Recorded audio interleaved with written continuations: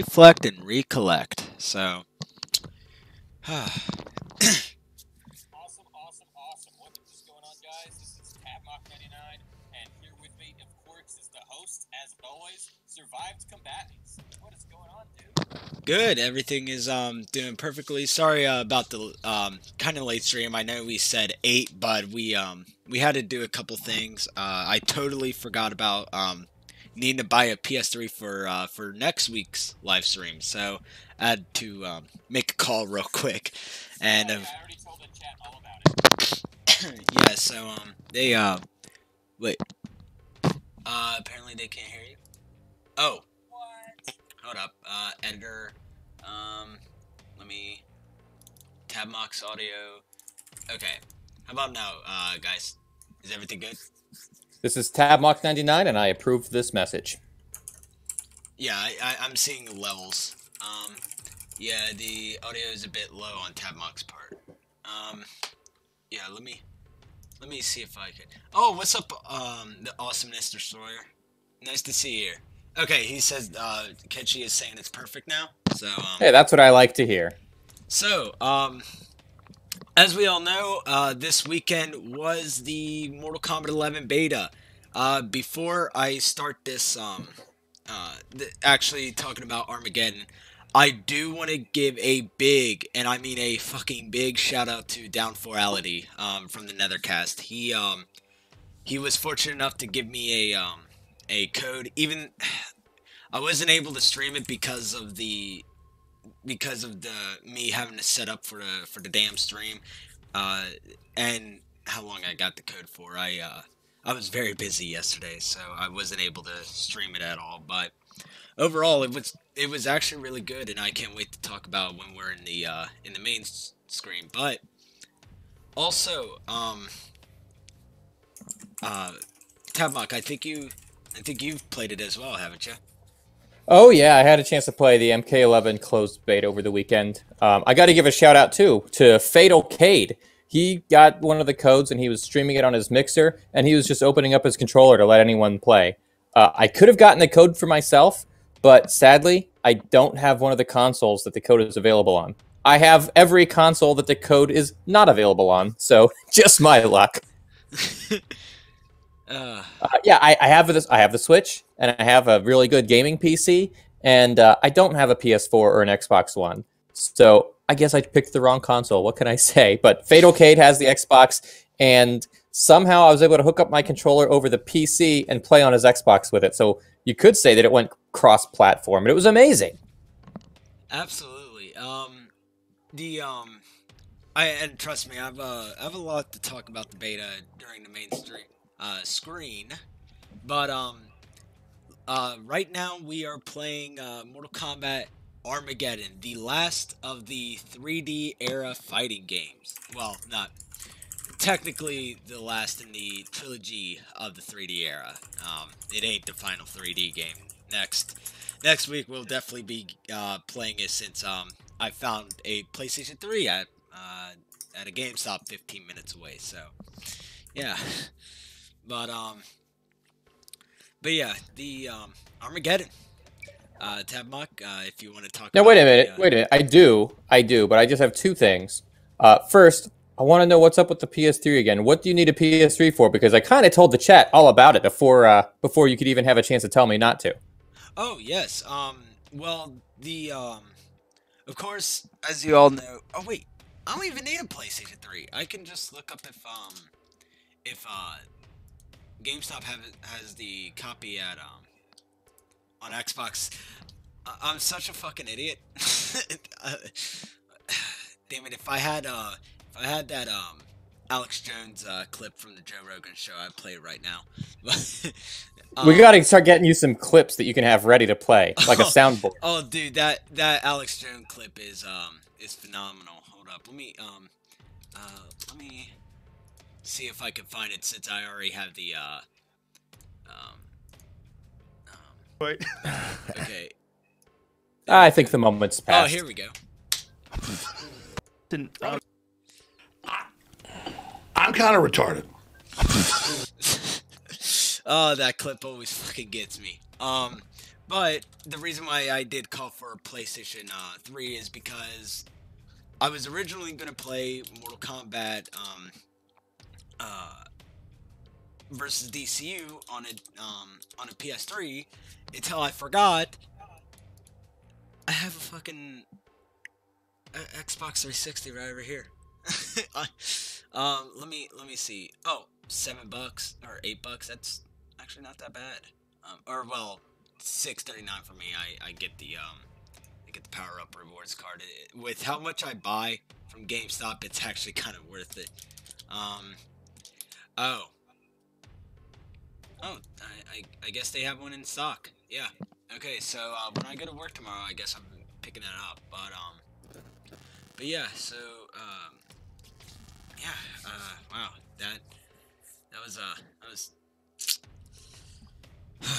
all right. But yeah. Well, I guess before we get into MK Armageddon here, let's open up the show with a joke. Absolutely. All right, knock knock. Who's there? Armageddon. Armageddon who? Armageddon out of here. Funny. Oh man, Armageddon. What can I say? This has like been compared to the MK trilogy of the 3D era because it was like every character from Deadly Alliance, Deception, and there's even a bit of hint of Shaolin monks all thrown into one. Oh yeah, that's right, because it had every character in the Mortal Kombat series at that point. Like every playable, not every like character that's referenced, like the great Liu Kang or Kung Lao. Why did I say Liu Kang? But every character that you could play as or against, they're all there. They're all selectable. So even like Moloch, who'd never been playable, but he was in a Deadly Alliance, now you can play as him. He's totally broken, but it's all good. It's all good. So when this happened, this was like a Mortal Kombat fan's dream come true, you know, at least conceptually. And I was just going to say this, but programmer of video games beat me to the punch. Reptile's default attire in this game is the Shaolin Monks version. Like, that's what I'm talking about. That kind of thing is... and also, like, the Goro's Lair that they showed in this game was inspired by the Shaolin Monks depiction of that stage. So they really went all out in making sure that every Mortal Kombat game... you know, characters who made their debut in MK1, MK2, MK3, Ultimate, they were all there. Even Chameleon.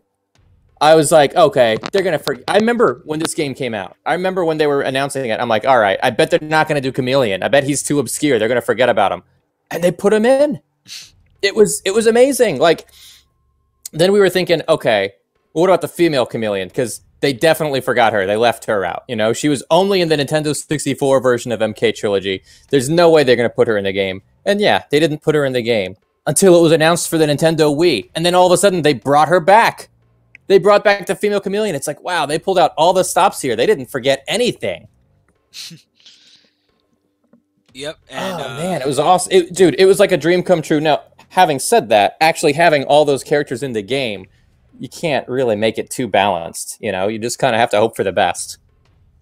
Absolutely. And it's weird. Even though that not every character feels unique, this game, like, packed so many fighters into one game. It's a marvel that they actually got to do this, but it did cost something with the gameplay, as y'all know. This is the first and only game to have a creative fatality mode. Oh, they caught so much flack for that. They're never gonna go back to doing that again. Yeah. They're never doing that. And I'll tell you what. If you know a little bit about what was going on behind the scenes at Midway, the Mortal Kombat development team was under an intense amount of pressure because Midway wanted to crank out one Mortal Kombat game every year. That was their goal. And they actually did it. They actually did one Mortal Kombat game per year. In 2000, starting with 2002, they did Deadly Alliance. In 2003, the Game Boy got like that tournament edition one for all the characters who were left out of the first Game Boy game. Yeah. 2004, they did Deception. 2005, they did Shaolin Monks. In 2006, they were doing Armageddon. you know, in between all that, they also cranked out like Unchained, 2007. Oh, I'm lagging out. That sucks. Wait, Sorry. what? Lagging out. Yeah. I guess my audio is a little choppy. Not sure what I can do about that, but in 2007, they had the Wii version of this game, and then in 2008, they had MK versus DC. So they were working around the clock. They were really working nonstop to make at least one Mortal Kombat game every year. So that's kind of why Armageddon was a little bit rushed. You know, that's why they released Armageddon with no fatalities. They had to create a fatality system so that they didn't have to come up with custom fatalities for all these characters. What else did they rush about this game? Oh, they didn't release the characters' bios. This is the only Mortal Kombat game where they don't have a bio for each character. You know that? No, I didn't even notice that.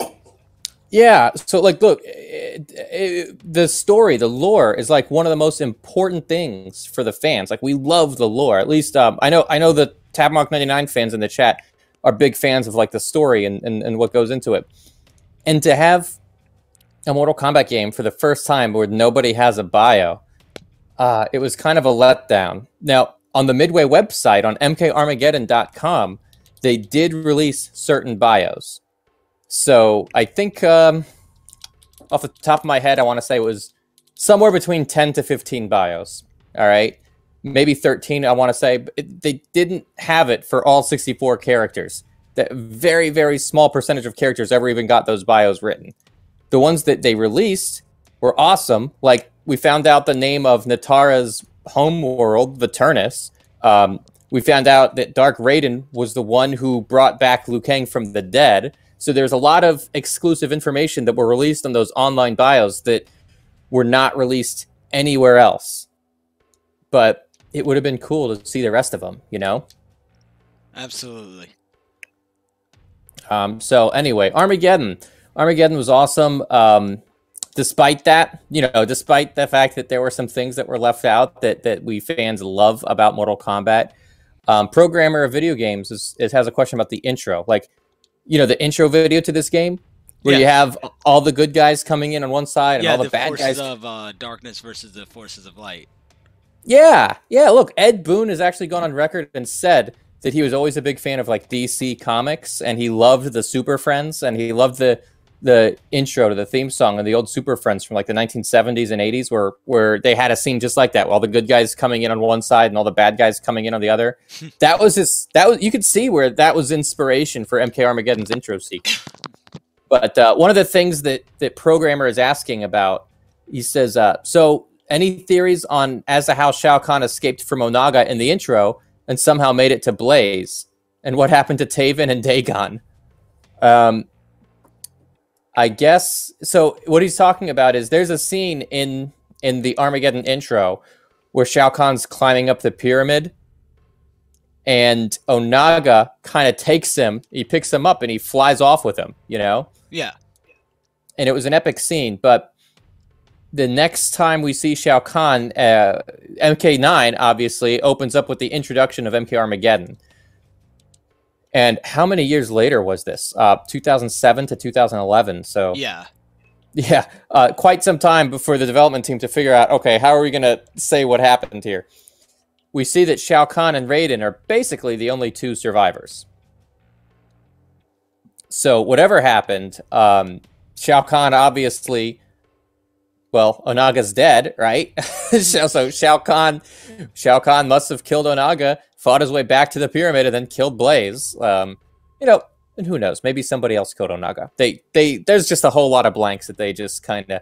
Well, there's a lot of gaps that I don't think they're ever going to fill in. But, you know, what's kind of cool about Mortal Kombat 11? Is that characters like Kronika and Garrus, who can manipulate time and they can see like all the timelines. That's one of Garrus's powers. Absolutely, yeah. He might know what happened. He might see what had actually happened before before things went down. So who knows? Maybe that is a thing that they could revisit at some point.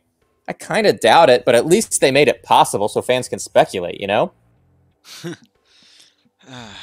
Michael Davies says, "Shut up and play the game. You're boring." What do you think? Still getting all the characters real quick. We may need to set up my Oh, wait a minute. Awesome Destroyer says something. He's right. They added some exclusives to the bonus DVDs. That was a really cool thing where they added exclusives to the bonus DVDs. You know, like the bio cards, where they have like interviews with the developers and stuff. That was awesome. Let's see here. So I think I got one more character to unlock, and then we should be good. Okay, so I got Taven Blaze Meat, and I think there's one more. Is there? I guess that's it. Okay, now I may need to reconfigure my controller. Guys, we are playing online with each other. We're going to be doing that. It's amazing. I may need some help resetting up my controller. Alrighty. Yeah, so... We'll see. We'll just try it and see what happens. Do we have to go to config control? Let's see. Config. Controllers. Plugin settings. Alright, pad 2. Which ones do you need to configure? I guess probably all of them. Okay, Yeah, just reset everything. okay. Square. Triangle. Cross. Did it work? No. I'll try. That's my cross to bear. I'll do it again. Okay. Circle. L1. L2. Up. Wait, this is the D-pad up, right? Yeah, D-pad. Okay. Left. Did it work? Nope. Son of a... Well, let's try right. Okay, right.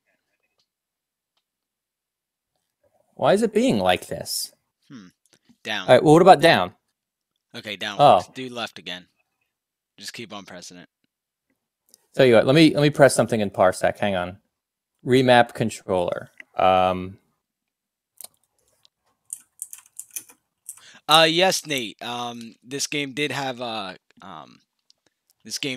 cheat codes. That's what I was trying to do. While Tabmok was talking, was put it. Oh, you were putting the cheat codes Yeah. to unlock characters, right? Yeah. All right, hang on. I'm gonna press buttons on my thing now. Okay. Oh, wait. Left. Don't let me do. Don't do it in the config yet. I'm not ready. Okay. A, B, X, Y, select, start, R1, L1, R2, L2, R3, L3, D-pad up, D-pad down. Scorpion.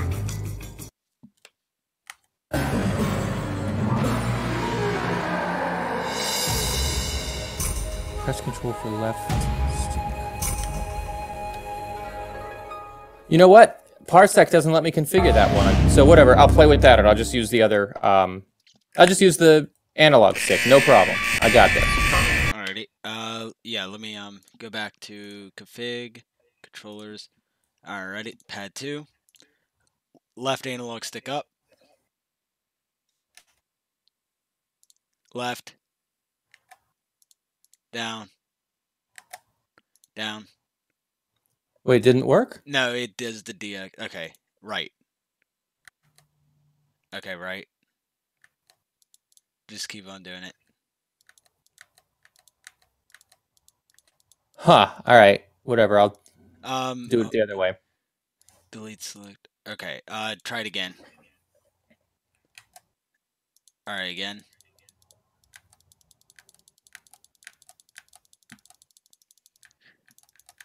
God damn it, I hate this DX controller shit. It only does it with an Xbox controller.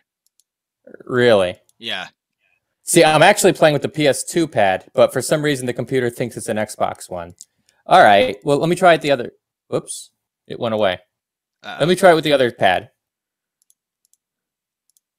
Hold up, guys. Okay. Delete selected. Okay, should I what's press up, R? Dog? Should I press R1? Oh, wait, what is it? Yeah, press R1. R2. Okay. So which one are we needing? Right. Right, what? Analog Oh, stick. right on the left analog Yeah. stick. Okay, right. Keep on doing it. There we go. We got it. Got it. All right, what's missing? Okay. Anything? Start? Start button will be good. Yeah. Start. Select.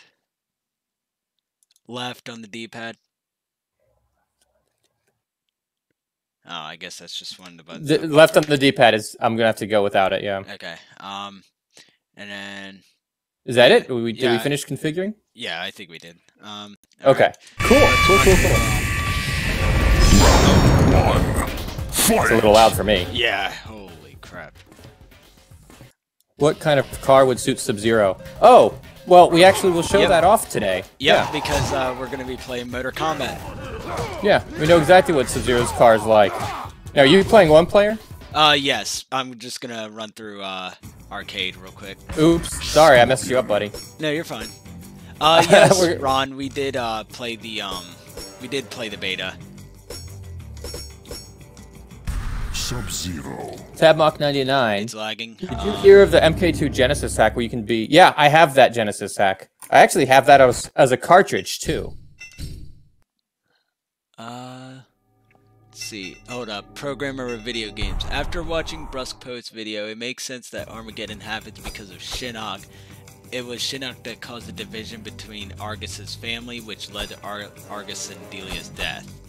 Hey, good point. Which... I Yeah, like the way he goes like a little bit behind the lore. Like he goes Yeah. further into it. Well, Yeah. he goes with the... He puts it together. He puts yeah. the pieces of the puzzle together. Yeah. Because Shang and even Shao Kahn being dead would disrupt the timeline even more, because Shao Kahn would in turn would need to win Armageddon to have that happen, but now he's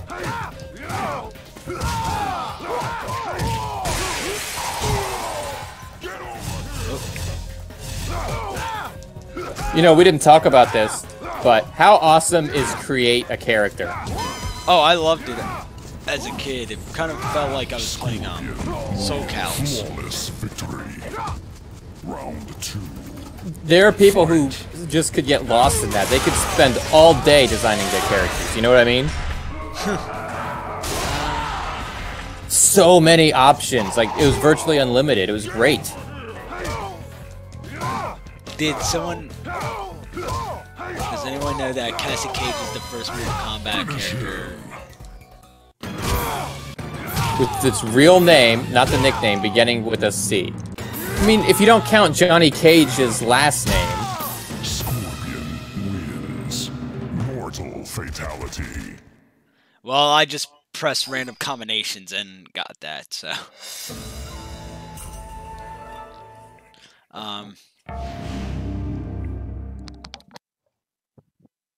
Okay, so... Oh, this is the Gorozei you're talking about. Yep. Fight. You can see the inspiration from Shaolin Monks here, right? Absolutely, and And Reptile's costume, like Programmer pointed out, like notes of Shaolin Monks right in there.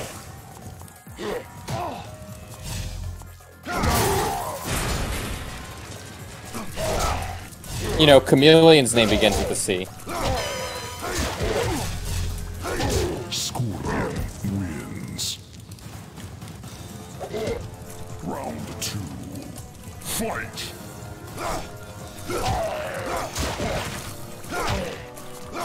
I know he was saying their real names, like yeah, he's not counting Cyrax. because well, is Chameleon's real name Chameleon though? Because Reptile Probably is Salazar. not. Right. Zygoth. Finish him. Scorpion wins. That's from Deadly Alliance, the teaser trailer. I think that the was. outro. Did Scorpion also use that as a win pose in Deadly Alliance? I think he did. He kicks the camera afterwards Yeah. and stuff. Yeah. Yes, Nate. The cup. that Cassie drinks out of. It says mocap or mocap coffee or something like that. Hey, how cool is the movie poster here? Caged Rage. Yeah, Caged Rage. Not to mention the Special Forces recruitment posters. Like, how awesome is that? It just made the... This was the first game to do that. I know MK9 did this too, but MK Armageddon was the first game with, like, these kinds of posters. Really made it feel like, I don't know, it just brought, like, a semblance of reality to the series that it never had before.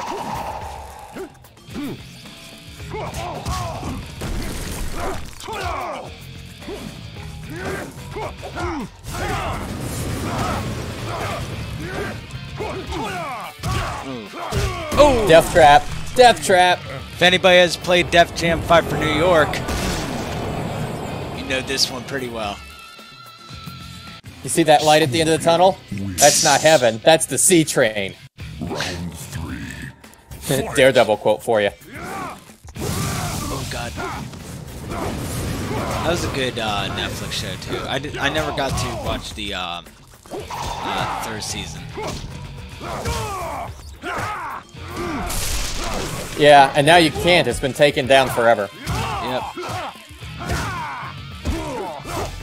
Or has it? Am I just kidding around? It oh crap! I keep on forgetting not to do that. So some people are talking about the creative fighter mode. Like, you can't... The programmer says you can't give it 4 arms. Like, you can't make a Shokan character out of it. And Awesomeness Destroyer loved to make Evil Ryu in that mode. So, yeah, I'd like to see that. If you have pictures or video of that, that'd be fun. Get a little Mortal Kombat versus Street Fighter action going. Oh, that's weird. I would think you. Oh yeah, I forgot. Noob Saibot had the hammer, but I always see him depicted of having a scythe. Right, because in Mortal Kombat Gold, he did use a scythe. True. Wins. Round 2. Fight.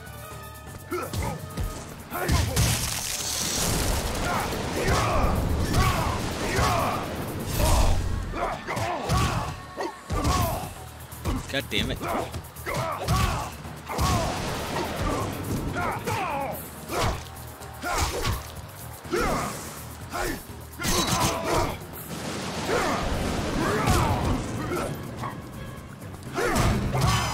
Oh god. Alright, you see that giant snake? Also, again, Shaolin Monk's inspiration right there.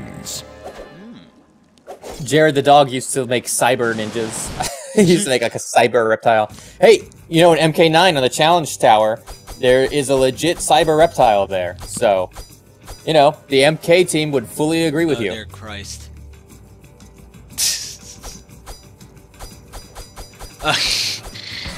Yeah, Nate, I saw that in Jump Force. There was a mod for that, and also Master Chief in Jump Force too.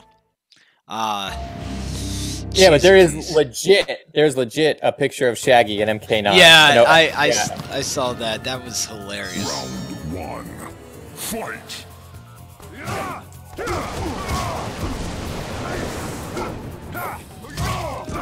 Oh, Aaron Garcia has a question for you. Okay, in your last video, it wasn't really my last video, but I think it's one of the last ones he saw. In that video, you said that Shang Tsung was originally from Earthrealm. Yep. How is he allowed to participate in the tournament of the side of Outworld? Yeah, that's messed up. I thought of a couple explanations for that. Number one would be he could renounce his citizenship. I don't know what the process is for doing something like that for Earthrealm, but there are a lot of countries that allow you to renounce your citizenship. Usually it involves signing paperwork of some kind. You know, the other thing is, they kind of just retconned him to say, oh, well, you know what? He's always been from Outworld. So, that's another avenue they could have gone down. And I saw another convoluted explanation that somebody came up with. Let me think of what it was. okay, like, if your realm is the one being invaded, right? Like, if you're down 9-1, you want to switch sides, okay. But if you're from the winning team, that you're not allowed to switch. I don't know. Somebody had an idea that maybe it works like that. A lot of possibilities there, Aaron. A lot of possibilities for how that could be explained away.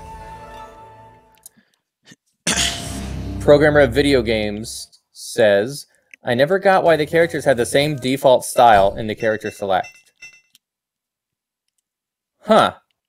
Wait a minute. Next time you go to the character select, let's really look at that. So everybody only has one shared stance, right? Interesting. I think so.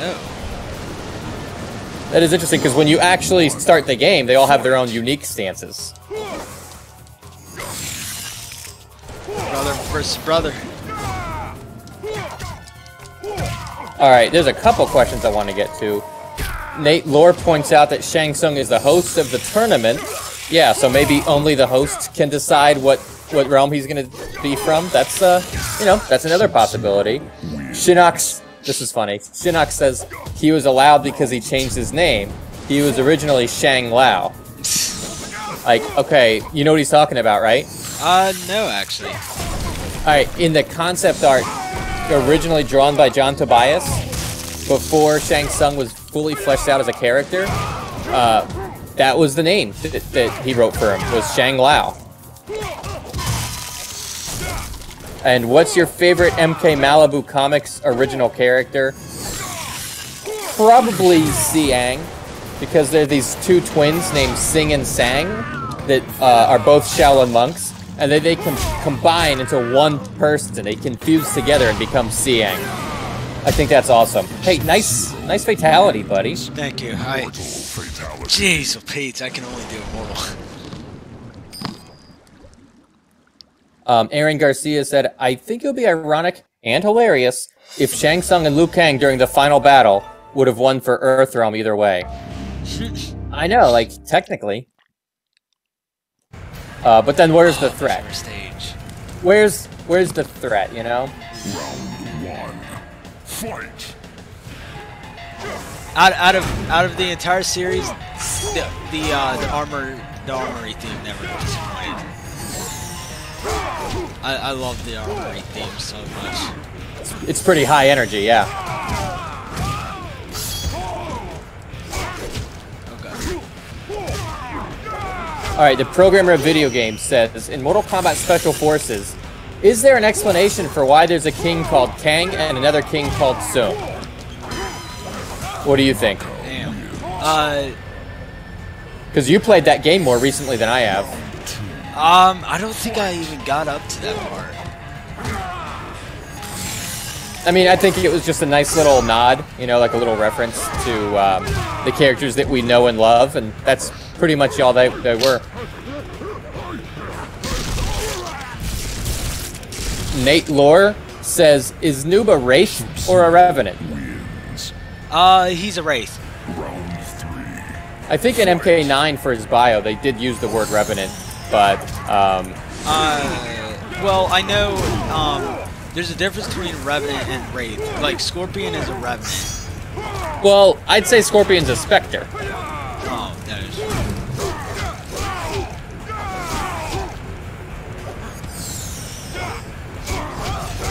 But yeah, let me see. Noob Saibot's origins are unknown, but he is likely a Revenant. Ah, look at that. MK9, they say he is likely a Revenant.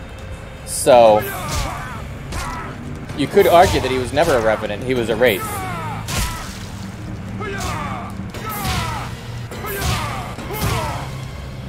Oh, damn.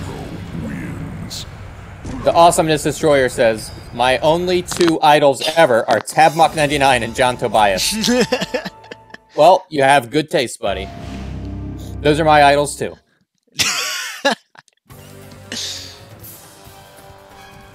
Let's see here.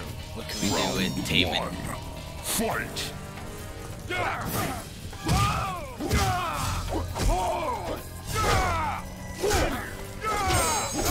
Almost missed this one by Shinox. He says, well, they did say the tournament became corrupted and fell into his hands. So maybe he posed as an Earthrealmer.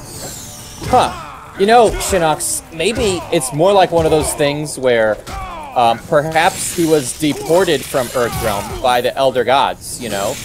Maybe they kind of said, you can't be from Earthrealm anymore. We rebuke you. We rebuke you, Shang Tsung. You're no longer one of ours. Fight! So that's like another possibility. Programmer of Video Games says, I always wondered why Noob Saibot and Scorpion never crossed paths again after the MK1 tournament. You know, Programmer of Video Games, that was a big kind of a flaw. There needed to be a scene where they got a chance to reconnect and, you know, does Scorpion still want revenge on Noob? Is Scorpion satisfied that his revenge is complete? Like, it would be really interesting to see them interact with each other. Would Noob Saibot be mad at Scorpion? Or would he be thankful for making him powerful into his Wraith form? It would really be something. Well, I think there's a special dynamic now with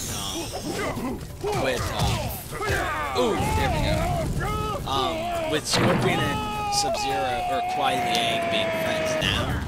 I think there'd be a really good like story arc right there for well, Kuai Liang and Scorpion are friends. How's Noob gonna react to it? Yeah, how does Bihan fit into all this? And they never got that confrontation, you know, after Bihan's death. They never met up again in any of the MK games at all.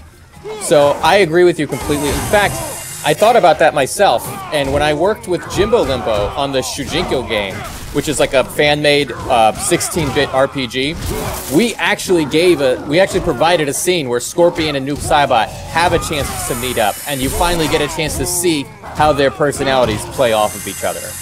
So look up the Shujinko game later, and you can check that out. I think a lot of fans will find that very fun. Solid as Snake says, why do the demons in MK Deception look like tall goblins? Oh, yes! Okay, he's talking about the Oni. You know the ones in the Netherrealm in Conquest mode? Yeah. I don't know, but I love them. I don't know why the Oni look like that in MK Deception and they look different in MK Shaolin Monks and they look another way in MKX. But their look and feel may keep changing, but they're Onis through and through. You might even argue that they're all subspecies of like different Oni subtypes.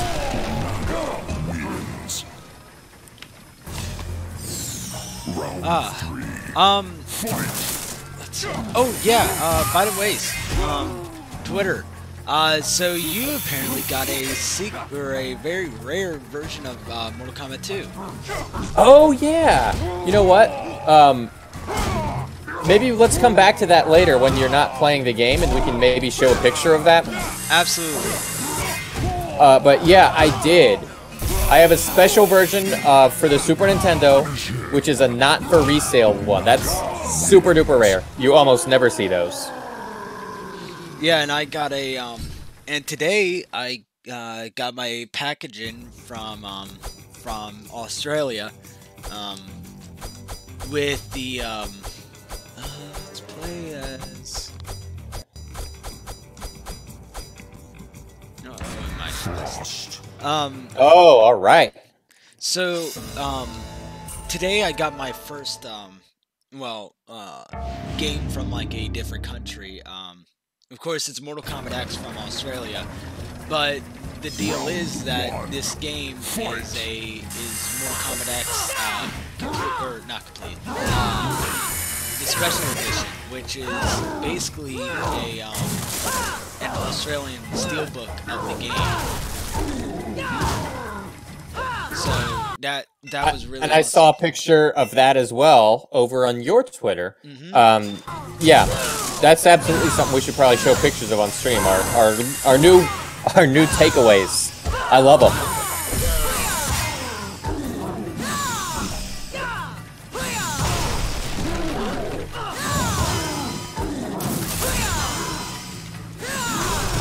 Oh, okay.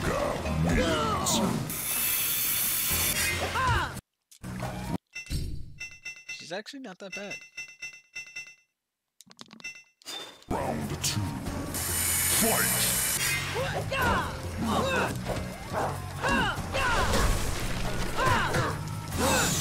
I'm gonna go back to the chats. Shinox was talking about Shang Tsung, saying he lost his green card.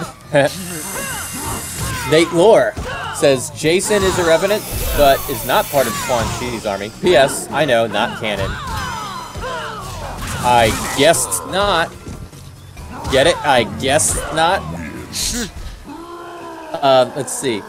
Awesomeness Destroyer says, I think a bit of both. I don't remember what we were talking about. I got to that way too late. Then he also says he loves that death trap. Yes, I remember that one. He was talking about, I think you were in the Wasteland at that time. I find it cool how they used reverse speech in MK Deception, and it's canon that Quan Chi was the first truly playable Oni. Yeah, that's true, because if Quan Chi was an Oni at one point, he was playable well before Moloch, and even before Draman. So yeah, good point, buddy.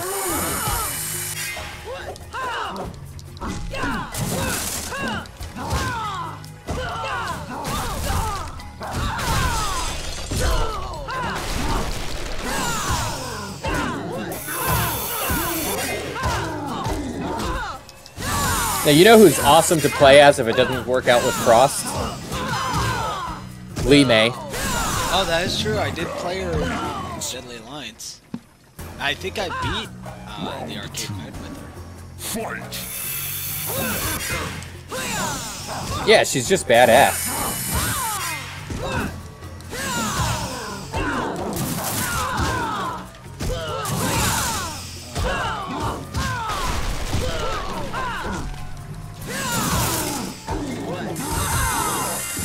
Now, I think survived combatants, because I think you're the same age as the Awesomeness Destroyer. Yes, actually. I am 19, and it's weird to think about just how old I am, and then just all the basically all the stuff that I know about now, like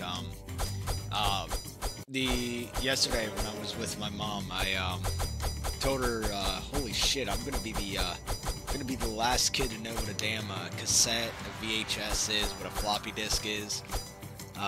Oh yeah, it's a 3D printed save icon, right? Yeah. And I also told her, like, I'm gonna be the last one to know how it feels to actually play in an arcade and shit. Because, I mean, they're not as popular anymore. I mean, the arcade one-ups, yeah, they're selling, but they, yeah. Hey, I've got a cabinet. I've got a cabinet right here. It's a MAME cabinet, so it's preloaded with MK1, 2, 3, Ultimate, 4, Trilogy. I think I showed it to you, right? Yeah, I think you showed me a picture.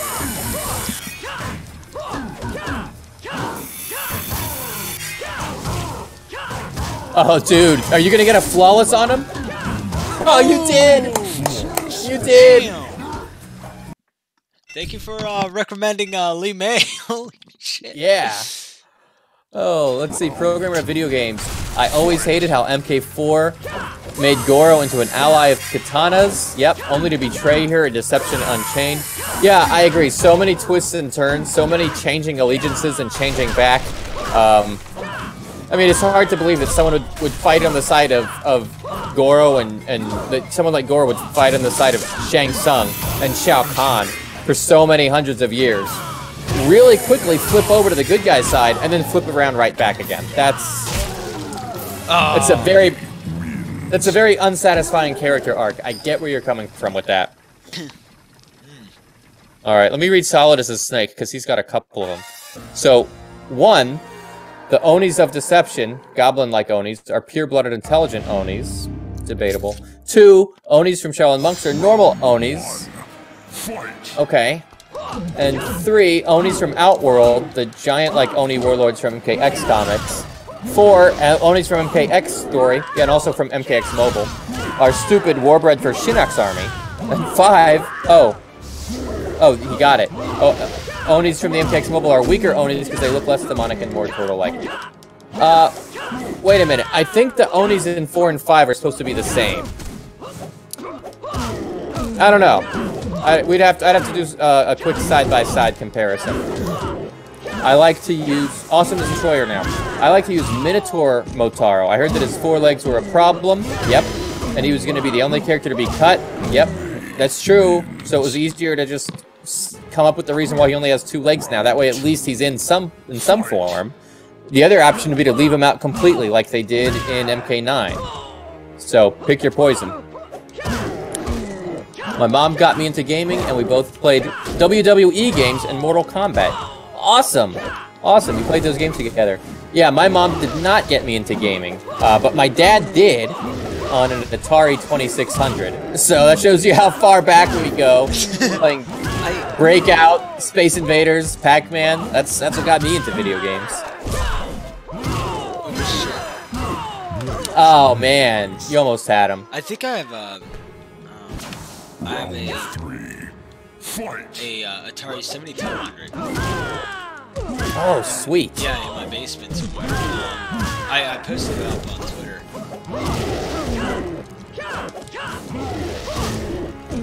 I'm gonna have to search that up right now. Yeah, it's been a while. I think it was like a couple of months ago I found it.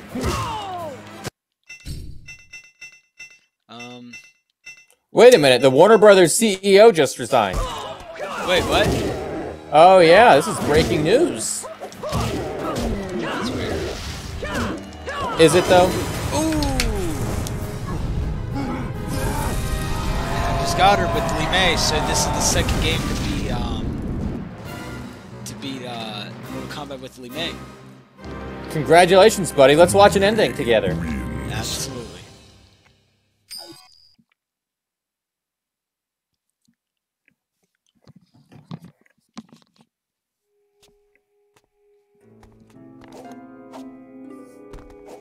Filled with the energy of Blaze, Li Mei had but one purpose for her newfound power.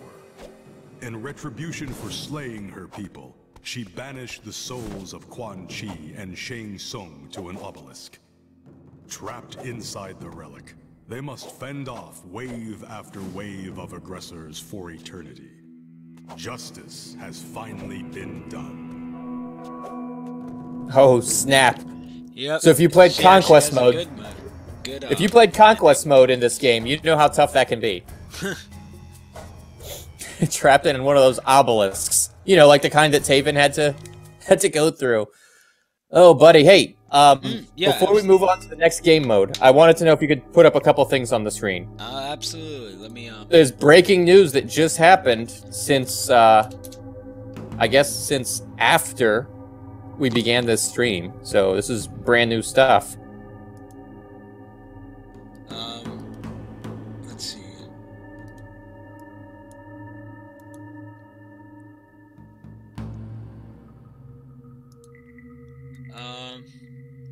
Where's the link? I'm sending everything to you over Discord. Okay. Because I know that that's one less step you have to do versus if you do it over Twitter. Right? It's faster this way. Okay. Oh, wow. Yeah, I'll let you be the one to read this headline, okay? Yeah. Well, I'll just post it up on the thing. So, yeah. let's go back to reflect and recollect real quick, and let me turn down the music to the game real quickly. So, so apparently breaking news with the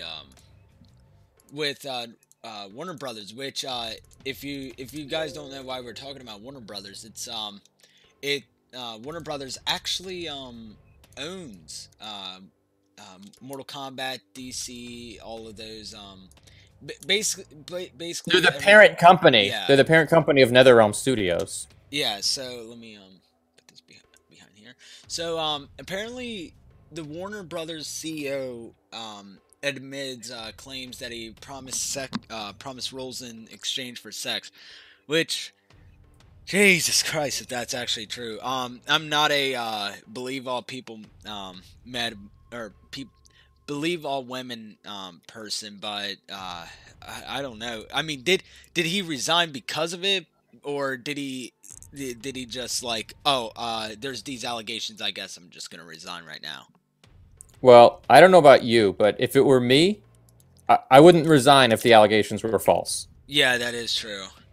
Like, if it's a false allegation, I'm just going to say, no, you can't make that stuff up about me. That's false. The fact that he resigned kind of makes me think, all right, well, I mean, it's uncontested. Yeah, so with him actually resigning, I think this is a case where yeah, he probably did actually do this. And that's weird.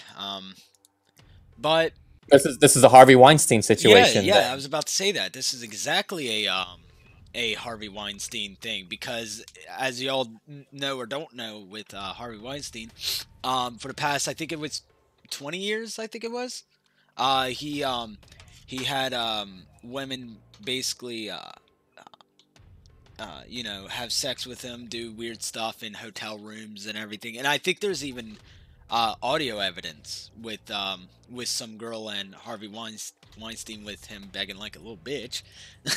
um, God. yeah. Oh yeah. No. Let me look more into this real quick. Yeah. Deadline. So let me okay. But yeah, that's exactly like that. Oh, that was my guitar pick. Wow. Um,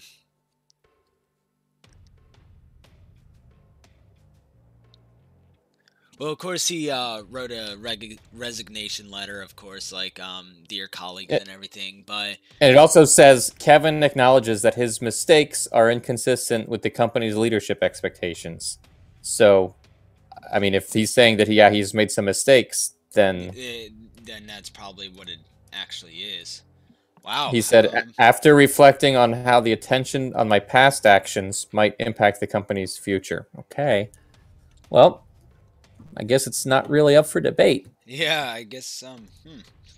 Well, Alright, sad. Sad. Let's move on, though, and let's show off our new hauls. I've got something in the mail. You got something in the mail. Let's show people what we got. This is fun. absolutely. So, let me bring this picture up. Tabmok. Oh, wow, that picture is very enlarged. Let me just go over here real quick. So, of course, Tabmok, you have your Mortal Kombat 2. And then let me bring my picture of Mortal Kombat Special Edition, which I'm not gonna lie, the cover is a bitch to take off. It is really hard to take off. MK Special. Let's image. It's a okay. Yeah. Yeah. Awesomeness. You're talking about Vic Mignogna. See, I'm not a huge anime person, but I'm definitely in the field of Well, that guy clearly seems innocent. Oh yeah, I'm definitely in the ballpark of Stand with Vic. For the mere fact that the women's stories that are coming out with Vic Mignogna is actually there was another person that apparently grabbed the hair of women and did and basically just whispered some in their ear, and they couldn't. So it's basically they couldn't remember who, so they said it was Mick. Vic. Well, no, this was another voice actor, but they changed the story with Vic or from that one voice actor to Vic. I forget. If I ask someone in the Infinite Ammo Syndicate, they would know exactly who I'm talking about. But yeah. Oh, and shout out to the boys at Infinite Ammo Syndicate. I love y'all. But I want to go back and get caught up on chats because I know we got once you did the ending. I let the chats kind of. All right, starting with Program of Video Game says Onaga got beaten by his wife. That is true. Oh, that is funny. Yeah. Lee May. Yep. Onaga's an abused husband. Nothing to laugh at. Es muy rico says this is a good game. That's true, and welcome to the chat, buddy. Sorry it took us so long to acknowledge you here. The Awesomeness Destroyer says my first game was Resident Evil 2 and Trilogy. That is false. Only one of those can be your first game. The Awesomeness Destroyer, does Tabmok have a catchphrase? That's a good question. I should get one. I usually try to sign off all my videos with something different, so I don't have like a set catchphrase. But you know what? If you want to write one for me, maybe I can use it. Programmer video games. I like how all the endings are just characters using dance moves while a voice tells the story. Yes, it's a kata. In the old games, they all had still images, and I guess except for MK4, where they all had FMV scenes. And then here, they didn't have special FMV scenes. They didn't even have still images, so they all had a kata. Now, in a 3D game, that's actually like the easiest and laziest thing you can do. That wouldn't work in the 2D games, but that works here. Awesomeness Destroyer. I mean, maybe he did. Maybe he did it. You guys are talking about the Warner Brothers. Yeah, WB. That was at and that yeah, point. Yeah, exactly. When Shinnok, sorry for butchering that, consumes or corrupts the Earthrealm life force, the Jinsei chamber, right?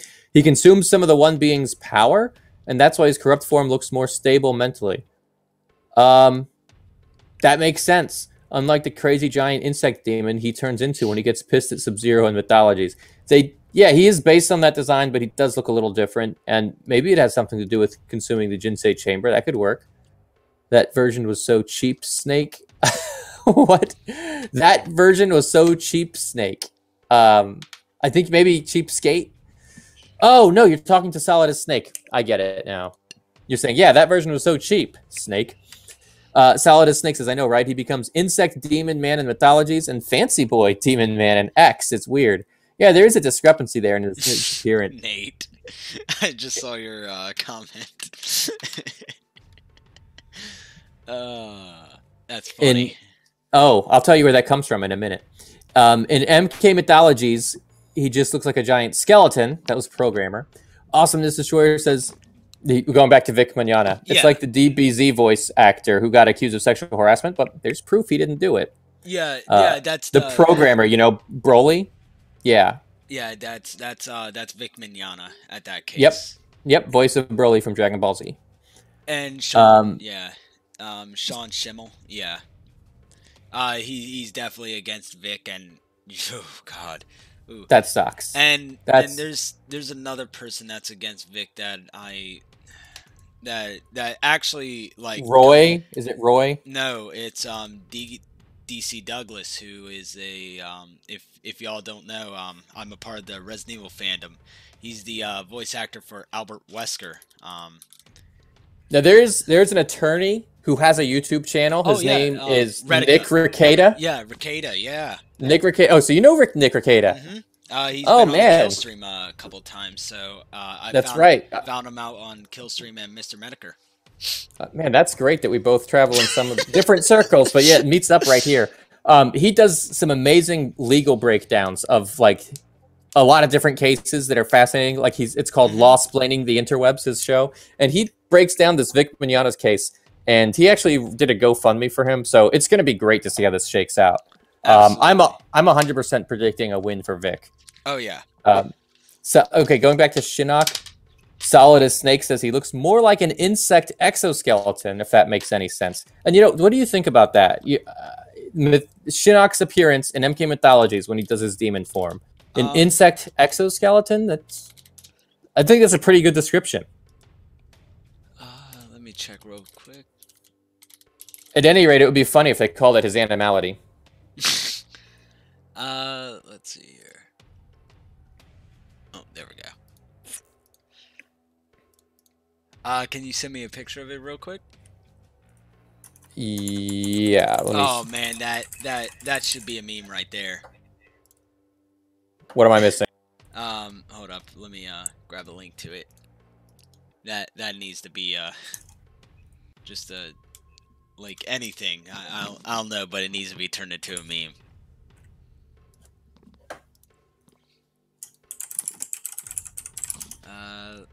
But yeah, so Jared, you ask what's the Mortal Kombat X Special Edition all about?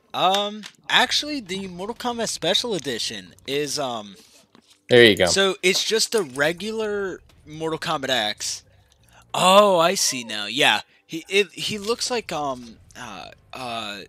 those things that you find on trees and shit, and it starts with a C. I forget what they call them. Cicadas or no, not cicadas. Yeah. Is that what it is? Yeah, you got it. But they only come out like every 17 years, right? Yeah. Hold up. Let me. Yeah. Yeah. Cicadas. Okay, so I was right. I mean, look at his feet. Ugh. God. So that's his demon form in mythologies. Oh, shoot. But Yeah. But yeah, so basically what the Mortal Kombat X special edition is basically it's Mortal Kombat X in a steelbook. So of course I have the Mortal Kombat X European steelbook, which just has Scorpion doing his running pose with the spear in his hand and everything. And now I have this. I don't think America got a steelbook. If they did, I will search the scours of the internet for it. If they did, you would steal that book? Yes, I would. But it's basically just the game. It has the Cold War Scorpion, the Goro character DLC, and then the ad for the combat pack, and then the manual, which yeah, it's actually really nice. The difference between this one and the European is that the European has like a gloss over it, so it makes Scorpion look shiny. But in this one, in the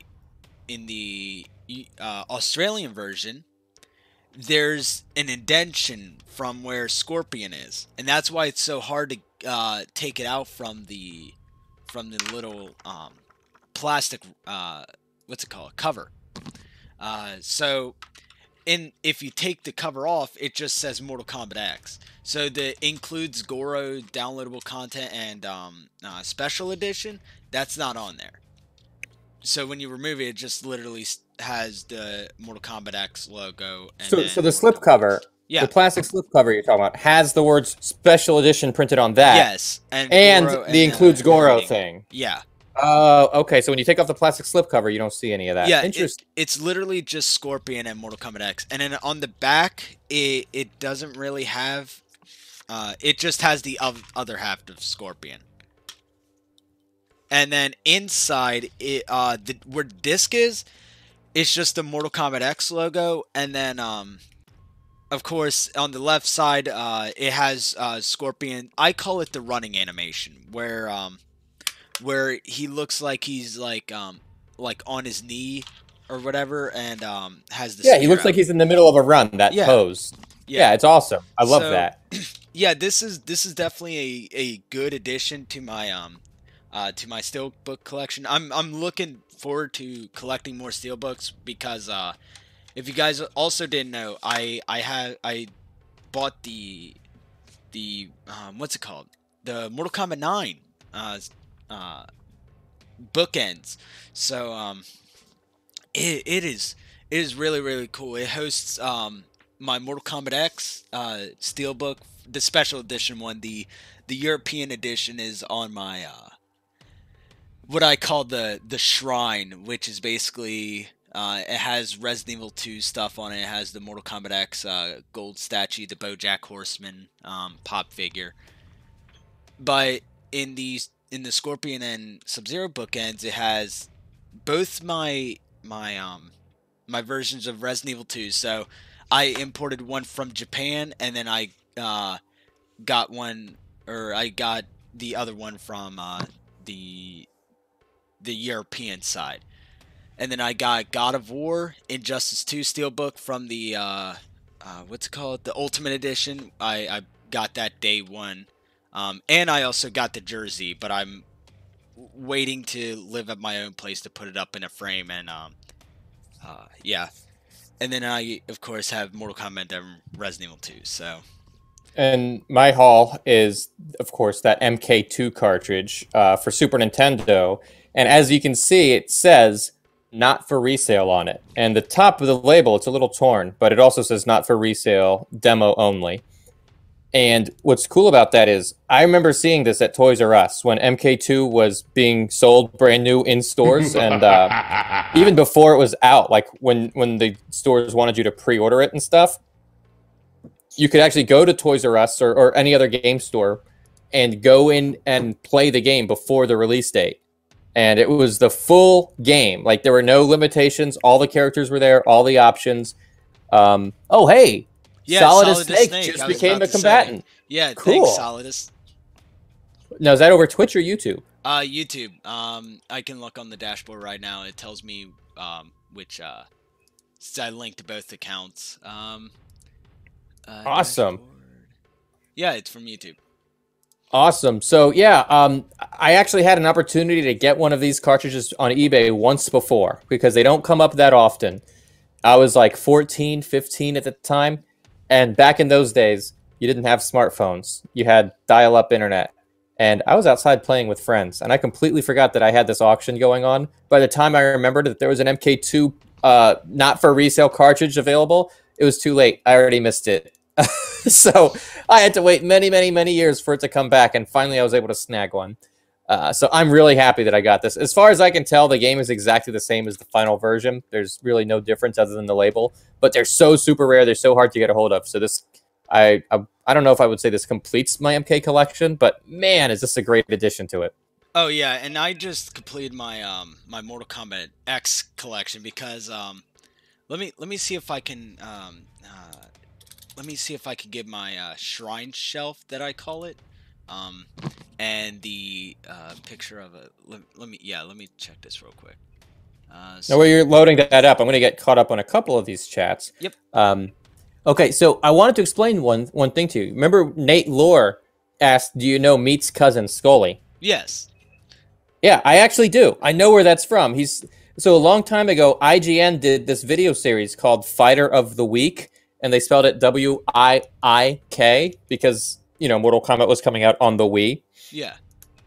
And Steve Barron, in one of those videos, there's a Fighter of the Week for Meat, and Steve Barron talks about Meat's cousin Scully right there. And even though IGN pulled that video, like, fans backed it up and re-uploaded it, so it's all over the internet. Like, if you search for the Fighter of the Week with Meat, you'll see the thing I'm talking about. Hey, look at that shelf. Yeah, and oh, that doesn't show the Jade statue that I have. But yeah, as y'all can see, I have the in the front I have the NECA Ninja Turtles, which are from the 90s movies. If you guys can't see, I have Raphael flipping off. It's originally a pointing finger, but I found out that you can make it look like he's flipping off, flipping you off. So you can make any of their fingers point, huh? Yeah. So and then right behind them is, of course, the Mortal Kombat X. What's it called? Mortal Kombat X European statue. Of course, it's more realistic. In my opinion, I like that statue better. It costed about $150 to import into here, which was a bitch to find. But on the left, I did actually get the Pop Culture Shock Jade statue. It's 185 out of 200. So that was a bitch to find. Apparently, a lot of rare stuff. Yeah, apparently it has a defect on it, which I see it, but it's not really that noticeable until you get like really, really close. It's just some little line in the fabric, somewhere it didn't get stitched, or well, it doesn't have the cross pattern or whatever. So it looks a bit weird, but I don't even notice it until it was up close. And now on the left side oh shit, almost fucked up the reflect and recollect screen. On the left picture, of course, I have the Harley Quinn. My mom bought it for me. It's called Dorbs, I think it is. They're like pop figures. Dorbs. Wait a minute. Is that related to like Funko Pops? No, I think they're like some kind of competitor to them. But okay. Right next to that is, of course, the Mortal Kombat X Steelbook, and I even got the steel card with it as well.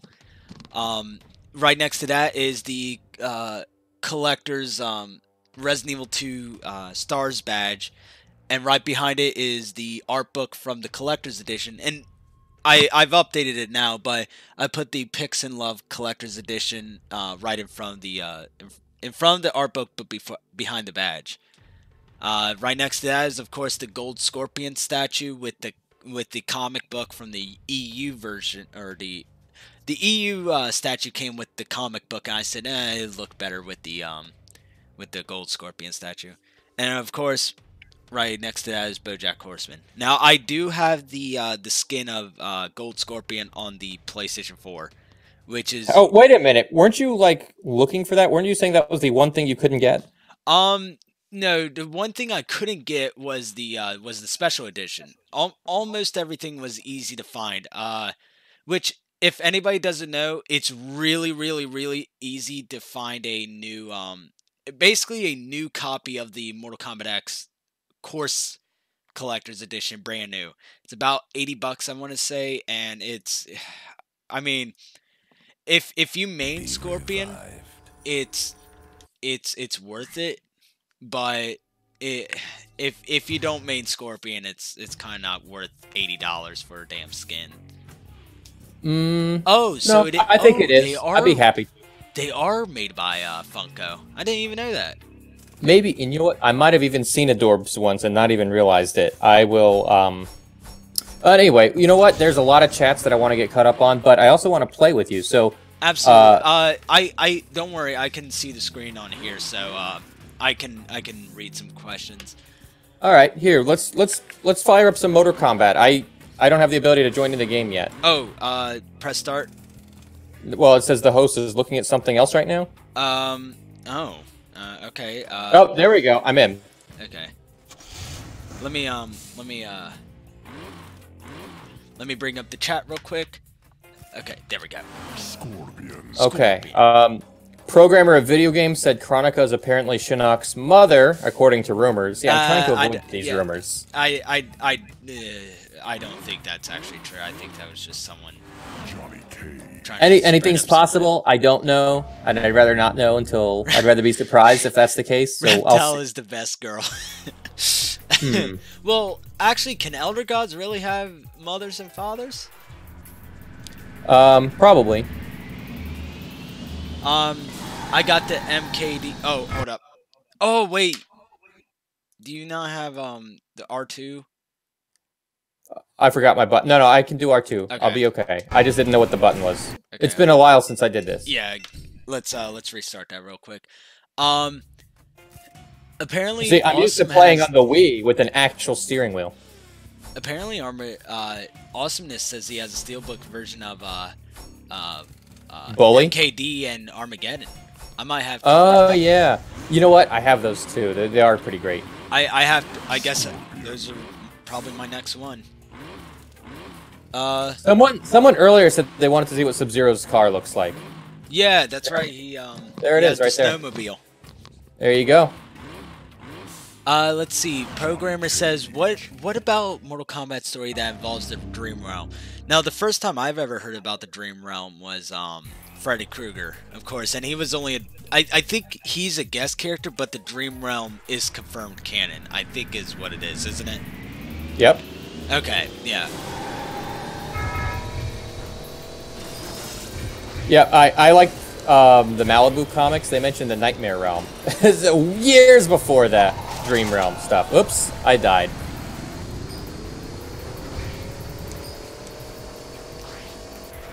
Oh, well, Smatt.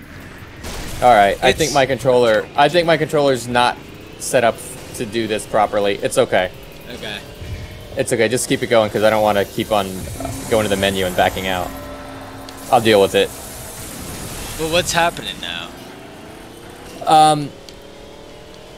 Okay, so my analog stick doesn't really control the way the analog stick should. I don't have like that much control over the character.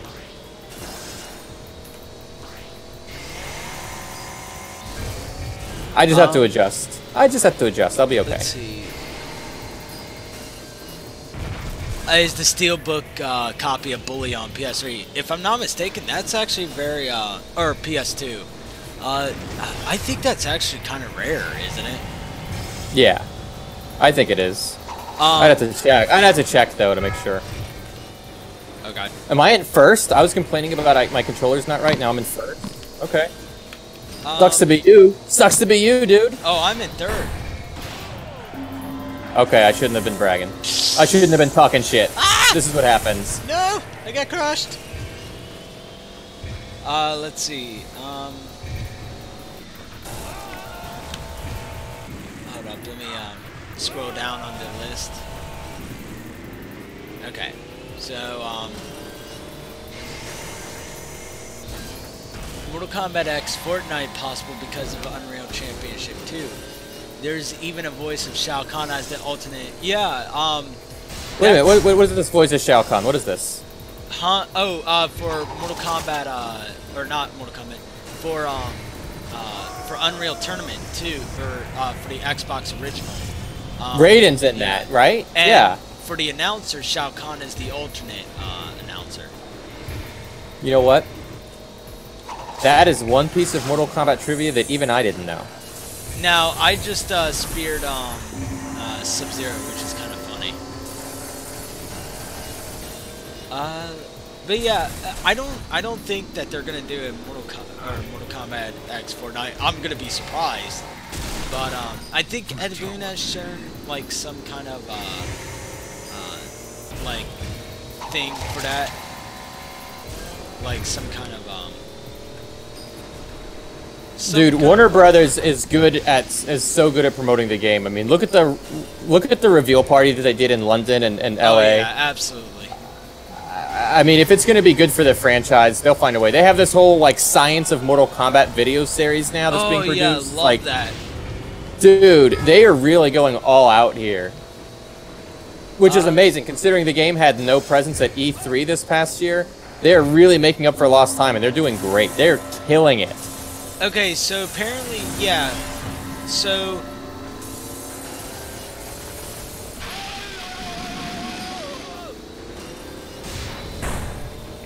I got Raiden. let me scroll down real quick. The Elder, which Wii version of Armageddon is good? Wait, what? Oh, there's two of them, because one of them has the Midway logo and one of them doesn't. Oh yeah, that's right. Alright, let's see here. Well, is there really a difference? No. I don't know, I'd have to rip the game and see. I'd have to look at the ISOs. I do want to read some of the past chats before we do the next round. Solid as Snake says, I was talking with my friend the other day about where the gods, not the Elder Gods, just the normal ones like Raiden and Fujin, and he said he thinks the Elder Gods made them. What do you think? Oh, I do think the Elder Gods made the regular gods. Unless, when they broke up the one being, and all the realms were made from his shattered fragments, maybe the gods automatically came along with, like it was a package deal. I don't know. But Solid as Snake continues, I support this theory since the gods can't be birthed normally. Since we can see that both children of Vargas are actually demigods, I personally think that Shinnok was charged with making them, which can explain why he feels so entitled to Earthrealm and why Raiden hates him so much. Raiden must feel betrayed if he was made by Shinnok. Look, you don't know that gods can't be birthed normally. The fact that the children of Argus are actually demigods implies that they are half god, half mortal, right? So that was Argus's bad. He slept with a mortal woman. So that would be Delia, probably. Yeah, Delia was the mortal woman. And then there was Rain. He came from a different woman. So I assume that if a god and a goddess got together, they could actually produce a full god. So I don't know, Solid as Snake. There's a lot of room for other explanations here. We'll just have to wait and see if that's explained further. Awesomeness Destroyer says, Tabmok 99, there's also an Ultimate MK3 SNES pack where you can play as Chameleon, Shao Kahn, Motaro, and Human Smoke. I haven't played that one, I don't think, so that would be cool. What else? Solid as Snake says, since we all know DLC will have guest characters, unfortunately, do you think it would be great if he made video game characters exclusively or keep the movie guest? I would prefer video game characters, to be honest, but I'm not going to get my way on that. I wouldn't be surprised if you see somebody like a movie star, like Arnold Schwarzenegger or something. Solid as Snake says, I don't think an Elder God could be birthed. I agree. If the Elder Gods can be birthed, then where does the One Being come from then? Well, the Elder Gods and the One Being existed side by side. That's not to say that further Elder Gods can't be birthed, but maybe they can, maybe they can't. Is the Wii version of Armageddon good? Nate Lore asks. Yes, it is. Yes, it is. It's basically, especially if you have one of those like PlayStation 2 controller adapters for it, it's perfect. And I like playing Mortal Kombat with the steering wheel. Playing as Shao Kahn on SNES Ultimate MK3 is fun. Oh, I want to play that hack. Somebody needs to hook me up with that one later. Programmer of video games loved that stage that we were playing on, the ice one. That and the baton stage is his favorite. There's a NetherRealm stage 2. Yeah, the refinery. Well, that's Bo Raicho's. I guess it is sort of a NetherRealm stage. It's weird. That was my favorite just because... Oh, no, I'm thinking of the brewery. Never mind. Yep. For after. Yep. Let's see. Okay, I'm ready to play the game. Different raceway? Maybe Bo Raicho's brewery? Oh, that one's good too.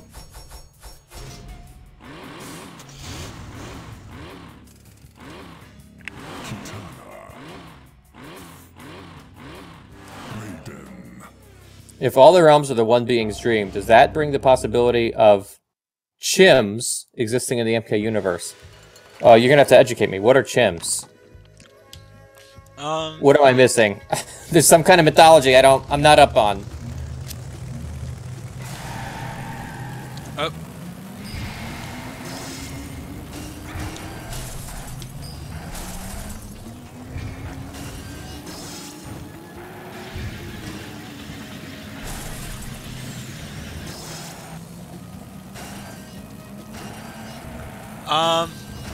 Hold up.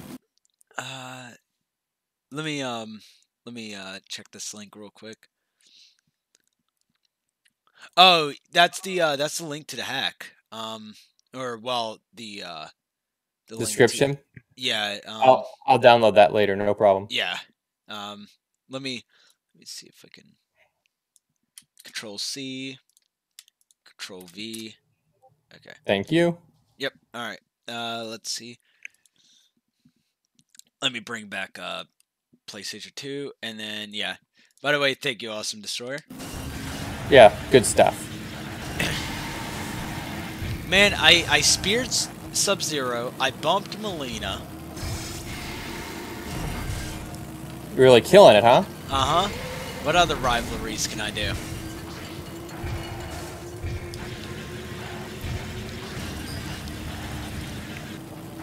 Oh, shit.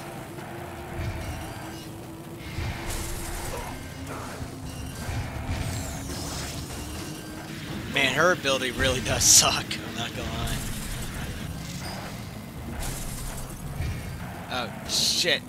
Dude, my driving sucks so much. Don't worry about it, man. You're fine. Like, I'm not used to playing this two-player. I'm used to having the full screen.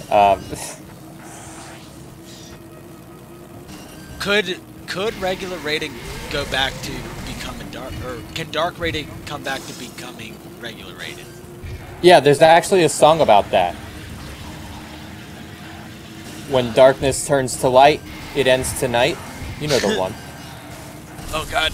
Oh, jeez and Pete.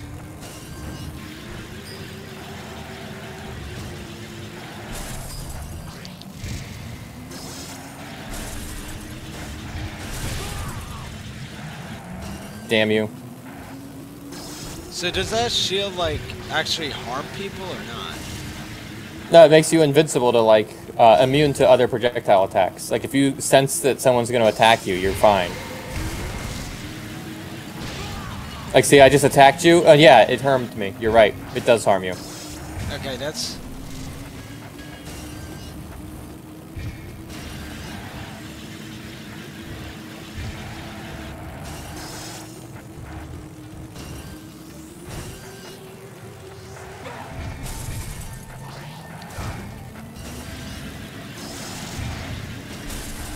Oh my god, I really suck at this.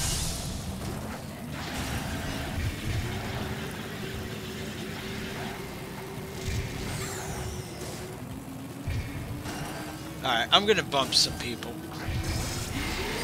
Oh, by the way, I forgot to say, Ed Boon just tweeted out, like, as we were doing this stream, that about how awesome C2E2 is. I'm going there. I'm going to C2E2. Inform me on that. Well, it's awesome.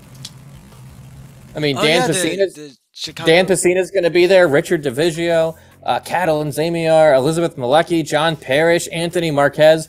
You know, the cast and crew from the old MK games. It's going to be totally sweet.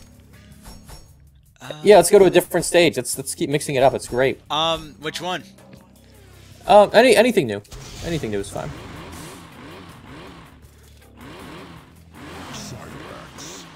And I'll play a new character. See, programmer of video games says, I think the one being created the Elder Gods. I don't think the one being created them. I think they existed side by side until the Elder Gods destroyed them. Let's see. Do you want a new Mortal Kombat? Yes, absolutely. If they just made a game with Mortal Kombat characters like side games, just a collection of them. Oh shit.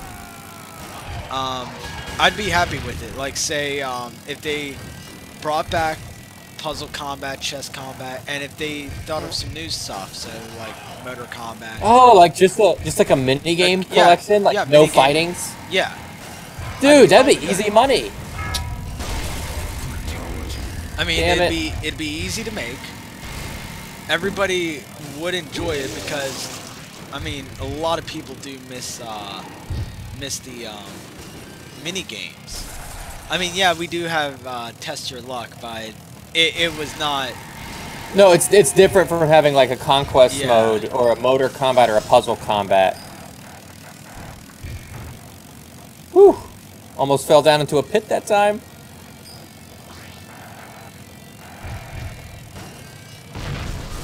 Okay. Did I explode you? I just exploded you. In the mode. The fabric of time and space, and sometimes ascend, becoming a dreaming gods like the original Godhead.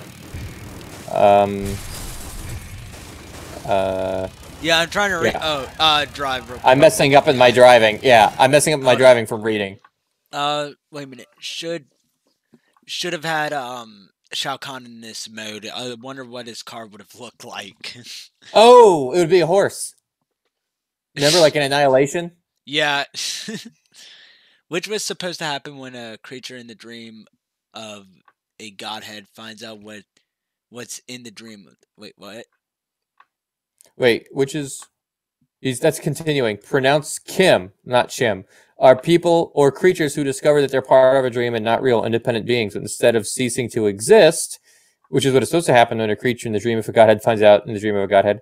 They refuse reality, insist that they exist, and gain great power over the fabric of time and space, and sometimes ascend, becoming a dreaming god like the original godhead.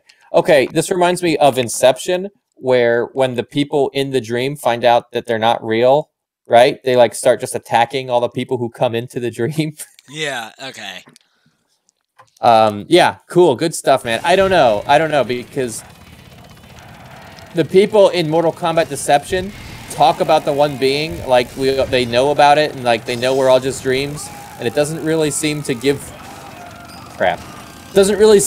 superpowers. Like Neo in the Matrix. Remember how many superpowers he gets when he realizes he's just in the Matrix? He finds out it's all just a simulation. Next thing you know, it's like, wait a minute. Are you saying that when I find out this is all a dream and I master this, I'll be able to stop bullets? No, I'm saying you won't have to. Oh yeah, that's a reference in Mortal Kombat 11 now. Johnny Cage says it to Cassie. Hey, you're right! Which was a pretty good nod, I'm not gonna lie. Well, you remember that Neo was almost considered as a guest character for Mortal Kombat. Absolutely, and Ed Boon even teased about it with Keanu Reeves. Yeah. Man, why do I keep on puking on you? Maybe I forgot to shower today, I don't know. Puked on Must be Cage. my smell. People think Smith was the one. See, I've never I've never. Okay, I've read some Matrix theories. They get weird. I just enjoy the movies for what they are. Some of the fan theories get ridiculous. A Bomberman like minigame with all the Cyberlink way could be. I'd be fine with that. Yeah, I actually think that you should play as Cyrex for that. Let's see. For laying down the bombs, you know? Yeah, and then we could even have Hydro and as a cyberized version. Oh, yeah.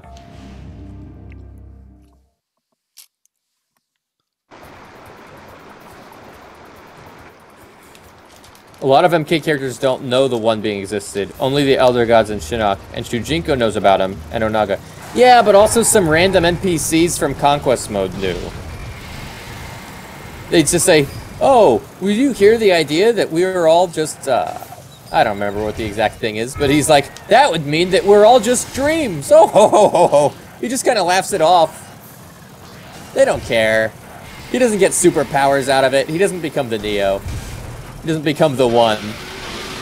Oh, Raiden just zapped me? Thanks, Raiden. Yeah, he zapped me too. Oh, God. Oh, no.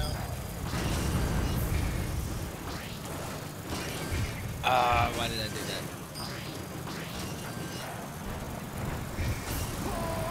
that? Oops. Player 2 took a swim. Now, what are the coins for? Well, you know, you want to buy stuff in the game. They're in-game currency. Okay, so that's... Especially for if you want to, like, create your fighter.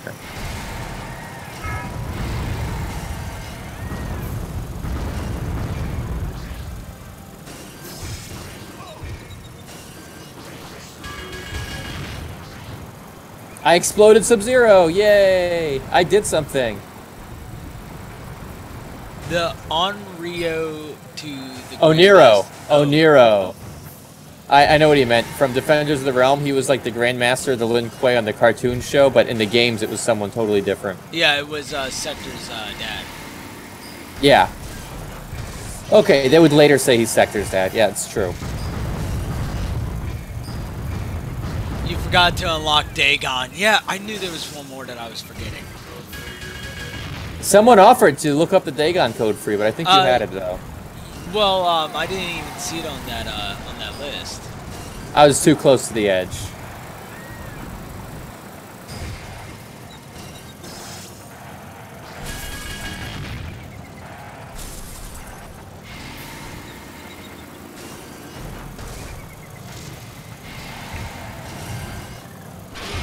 Oh, goddamn it, Raiden. If the One Being uses Shao Kahn or Naga to attempt to merge the realms, that's like the One Being's lucid dream. Yeah, like he's trying to wake up. And with every single realm merger, he's that much closer to waking up.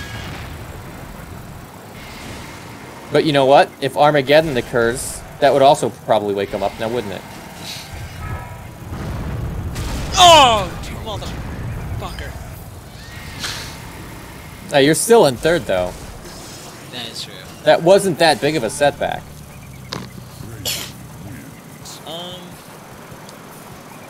Let's see, what? All right, let's play the regular game. This is not working out too well for me. I don't know what the problem is exactly, but I'll do much better in the fighting game.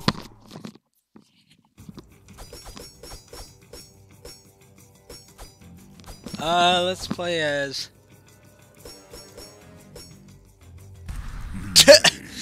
Programmer brings up a good point. If the One Being... Oh, in Defenders of the Realm, Sector is black and Cyrex is Asian, then in the games, yeah, Cyrex is black and Sector is Asian. Well, you know, Defenders of the Realm decided what they would look like first, and they decided what the Grandmaster would look like first. They beat the games to the punch on a lot of that stuff. They even were the first ones to have Quan Chi. They made that before the games got there. Like, it's crazy. Oh, and the famous Quan Chi scream.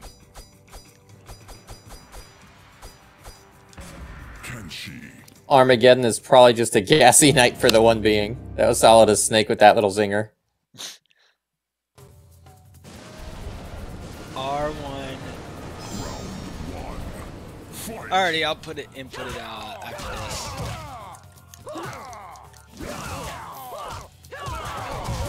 Oh, good. Goodness gracious.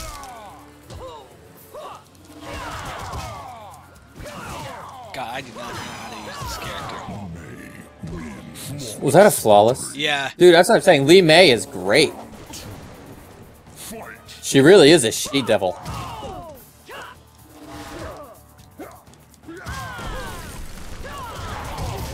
Oh.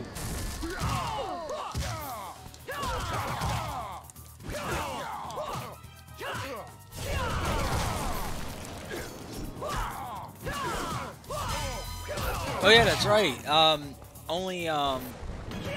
There's only 2 variations in this game.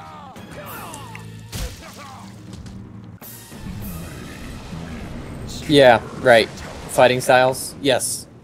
The One Being's theory you're talking about reminds me of the story of Link's Awakening. Now, for those of us who aren't Zeldas, tell us about Link's Awakening. Oh, I don't even know about Zelda. I'm not a big Nintendo fan. Oh yeah. There we go, SK. What about Natara's realm? Is it part of the One Being's mind as well? I mean, yeah, all the realms would be. Speaking about Natara, I actually unlocked her alternate cost. Now, R1L, triangle down, square. Got it. And now we have Dagon. Well, daggone it. Dang got it, Bobby. That boy ain't right. No. Reptiles realm, Zatera. Yep, that would be part of the One Being. All the realms would be. Edenia, Chaos Realm. Dream Realm, ironically enough, would technically be a dream within a dream, right?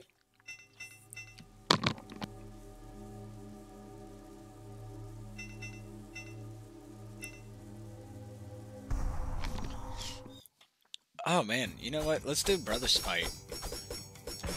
Dagon. Oh, okay then. Taven. Oh, that'd be funny if instead of an E, they just replaced it with an A. Yeah. Dagon, a Tavon. Yeah. Round 1. Fight.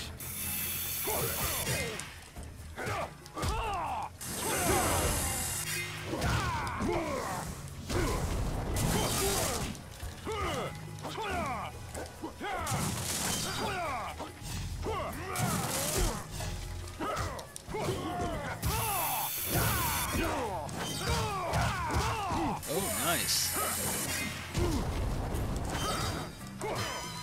No! Okay. The One Being is obviously a godhead, so maybe the characters in Deception think he created them. They aren't aware of the whole dream thing. Or they just disregard it as religious shenanigans. I mean, if someone poses the idea, and... You know what would be interesting is, what do the gods actually think about this? Not the Elder Gods, obviously they're in the know, but how much does Raiden really even know about that? You know? What's his... I'd love to hear... Oh, great, Death Trap. Jesus. But as you were saying... Oh, it'd be interesting to see, what do characters like Raiden and Shao Kahn think about that? Like, imagine if Shao Kahn was posed the idea, you know, every time you merge a realm, you're just doing what the One Being wants you to do. Yeah. He'd be like, yeah, right, you're just saying that so I don't merge your realm. You'd say anything to save your realm from being merged. Nice try. I'm not gonna believe that weak, pathetic, foolish story. It would be cool to see how, like, MK characters react to that idea. Shujinka didn't really give a reaction to it, you know?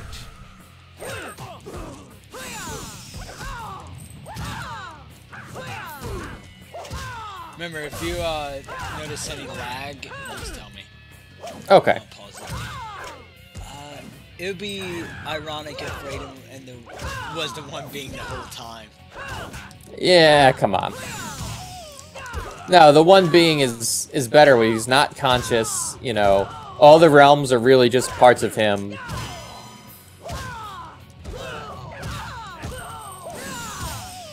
Oh, nice surprise move there. That would be explained all. That would explain all the retcon stuff, incoherencies in the story. Any incoherence of the story? Right, because it was all a dream anyway. Dreams aren't supposed to make sense. Well, that would also, like... You ever had a dream that seems right at the time, but when you wake up, you realize, wait a minute, that didn't make any sense at all? Yeah. Yeah. There you go. He was angry about it. What was he talking about? The one being was angry about being demolished by the Elder Gods. Oh, yeah.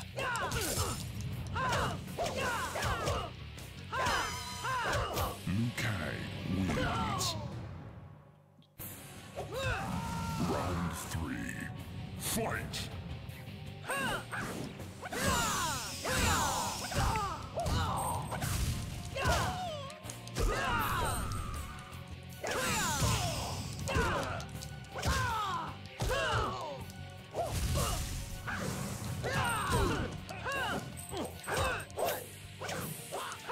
Oh, Liu Kang's damage.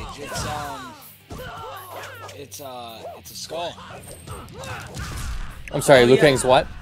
Liu Kang's is a skull, his battle damage.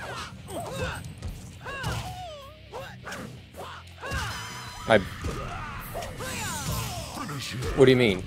Like his battle damage, like, Oh, like his skin starts Yeah. wearing off, so you see his skull underneath. Yes. You know what? Ross is actually not that bad. Yeah, you're not doing too bad tonight. Like, if she has that, if she's in Mortal Kombat 11, I could see her, I could see that move being in the, teleport. Yeah. I wonder what other move she has. 'Cause I know she has the slide, I believe. She has the ice move. That might be a move with her. Dude, you just backed up to it and it just freaking exploded. That's what you get. I think Shinnok would know the truth about the one being, since he was in the beginning before the realm. Definitely Shinnok would have been there with the Elder Gods, fighting alongside them, helping them beat back the one being. I guess until his plan to bring him back, right? To get revenge on the Elder Gods, he would That's bring back the one being. By the way, that kick that you just did. Yeah, isn't that awesome? The double variation of it. Yeah, it's That's, pretty cool, right? Yeah, they brought that back. Honestly, Johnny Cage looks like the most fun character to play. Absolutely. We didn't get to play him during the stress test. We didn't get to play him at the reveal event in London. So, it's just making me want to play as Johnny Cage that much more, you know? Oh, come on!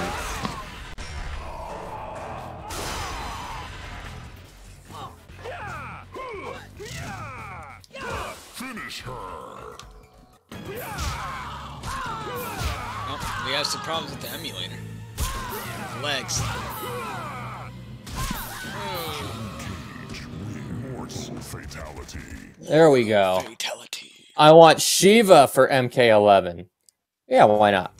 Shiva would be Imagine cool. if Dark Raiden is making Zombie Liu Kang in the story of Mortal Kombat 11, then normal Raiden and human Liu Kang walk right into him.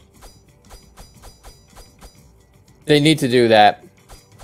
I think it's only gonna be the Human Liu versus Revenant Liu, right? well, I think it's that and I Liu Kang back from before he died, right? To Liu Kang after he was sent to the Netherrealm and became a Revenant. Yeah. You don't think we're gonna see Spirit Liu, Zombie Liu, any of that cool stuff? No. Dude, they have to Because leave some it's gonna- surprises. They have to leave some surprises, though. Come on. Well, most of the characters are from Mortal Kombat 2 side of the story. Like Kung Lao, Kung Lao is a perfect example. Like he kind of looks like his Mortal Kombat classic design. Yeah.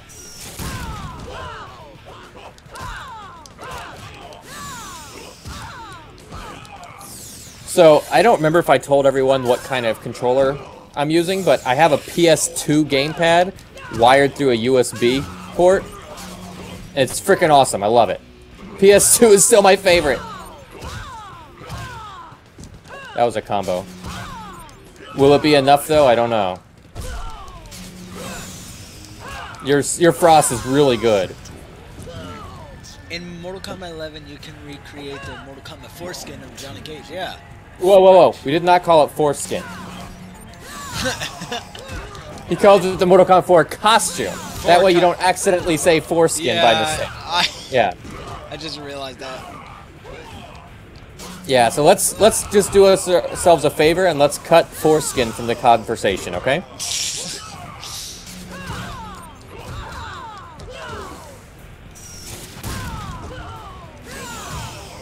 No, death trap, no!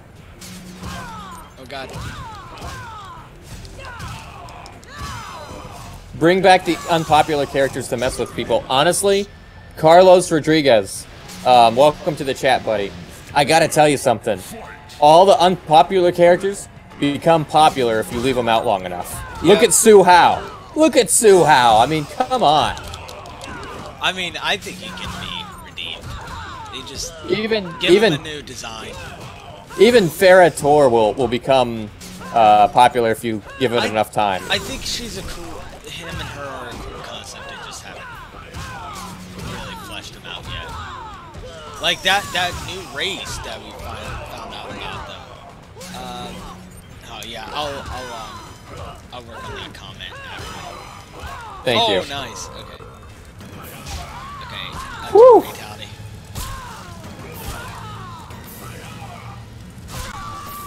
Show that. Okay, then we're gonna. Fatality.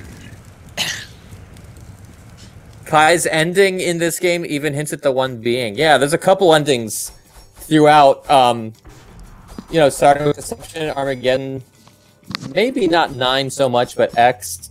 Yeah, they didn't forget about the one being lore at all. Kira would be a nice fucking person to put back. I'd rather replace Kano with Kira at this point.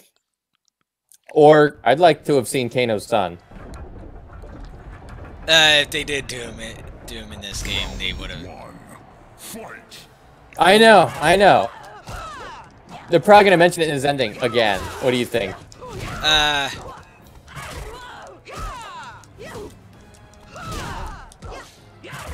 Jesus, this character sucks. No, you're just not using her right. She's good, but there's a learning curve for her, you know? Plus, you're going up against Tanya. Tanya's like OP. Round 2. Fight. Hey, Carlos is right. People need to remember that Su Hao was legitimately competent. The man succeeded at his mission. Yeah, that's true. Like, he blew up the Special Forces base, and people didn't even know who the Red Dragon was. Like, they were actually good at remaining hidden, unlike the Black Dragon. Everybody knows them.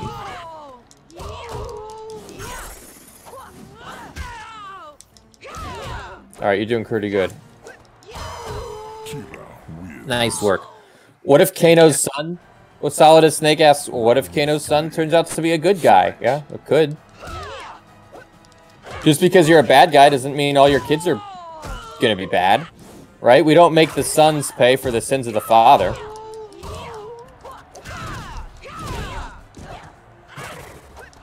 Oh.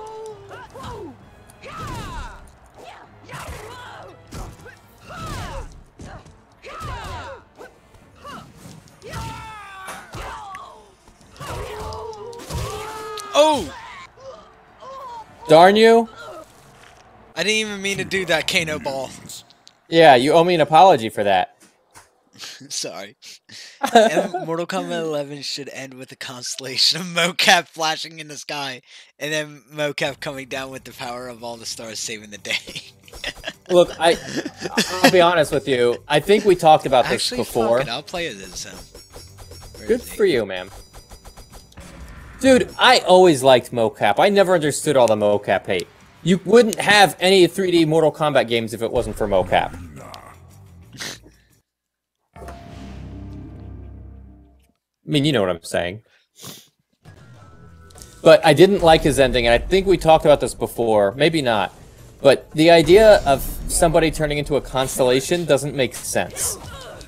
Because there's no such thing as a constellation. A constellation is just a configuration of stars as they appear from a certain point in space. If he was gonna turn into a star, okay, or even like a star cluster or a nebula or a galaxy, those are actual astronomical phenomenon. But there's no such thing as a constellation. Those are made up. Like, scientifically, you see where I'm coming from, right? Yeah. Right? Like, the Big Dipper, that's not really a thing. But, like, the Milky Way, that is a thing. Orion's Belt, that's not a thing. But, like, the Andromeda Galaxy, that's a thing. Astronomy is better than astrology. Mocap is the one being. I can No, see that. dude, there wouldn't be any 3D games if it wasn't for motion capture. That's what I'm saying. He genuinely works in the story as Johnny's buddy. I know, like the way they worked him into the plot was no kidding. 100% legit. The way they worked mocap into a plot and actually had this like explainable. Brilliant. Solidus Snakes' Black Dragon aren't supposed to be hidden though. They are terrorists and arms dealers, not assassins. Oh yeah. Good point. Good point. I just thought that like being out there and being obvious made them less able to get away with stuff. But you know, and remember the Black Dragon is an offshoot of the Red Dragon. So if the Red Dragon was all about being hidden, then the Black Dragon's not. I don't know. It's not a good precedent.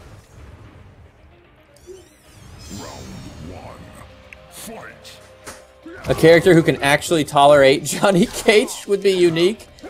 There is no guarantee that mocap can tolerate Johnny.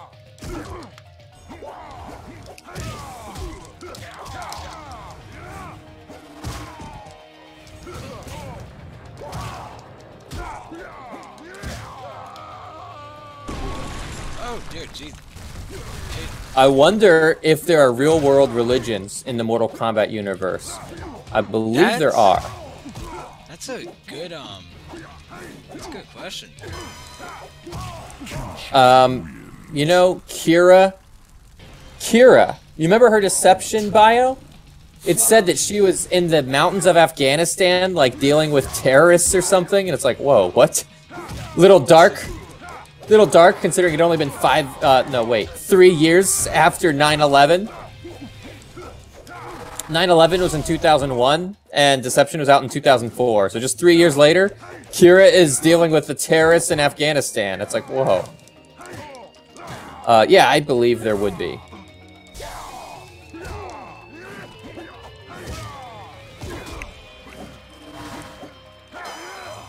Alright, you got me. They definitely worship the Elder Gods in some areas, and I think there were dragon cultists mentioned at times. Lucifer was mentioned in several places, so there's that.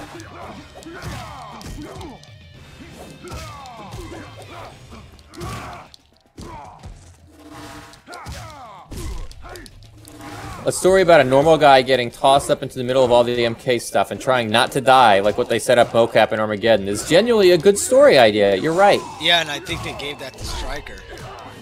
Well, yeah. It never gets old, though.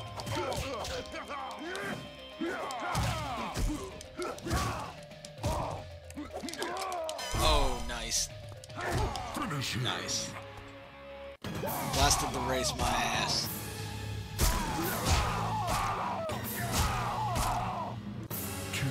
Oh, did I mess this up? I think that, or like any of the circle buttons are like 4 circle is just the execution. Mm-hmm.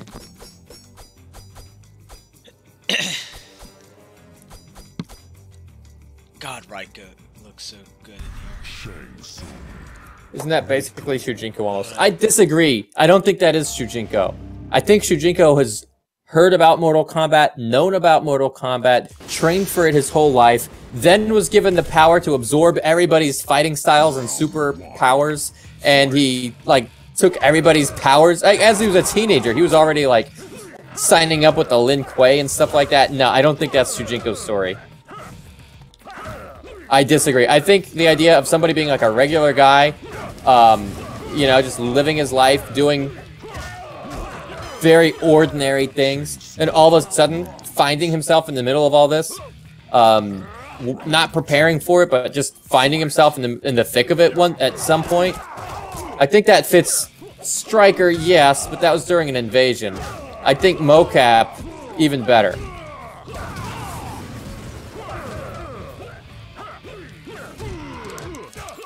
Oh, damn you. Damn you, Rico. Rico, whatever you want to pronounce yourself as.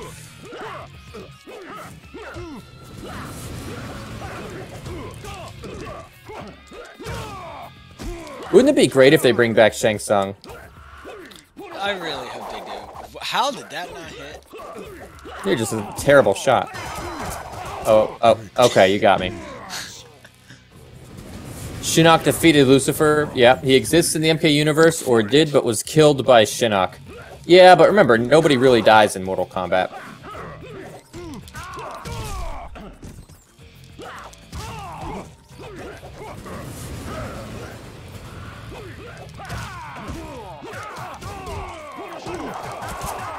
Oh, holy shit. Yeah, you got the upper hand now.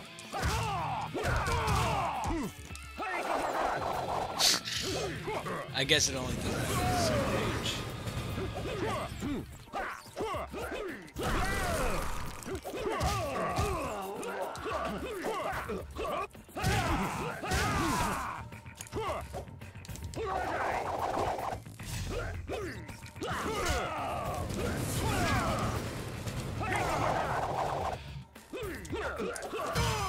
Damn it! No! I don't want to die! Wait, how'd that hit? One of Rico's charge moves reveals Shao Kahn's helmet. True. I think it's like forward triangle.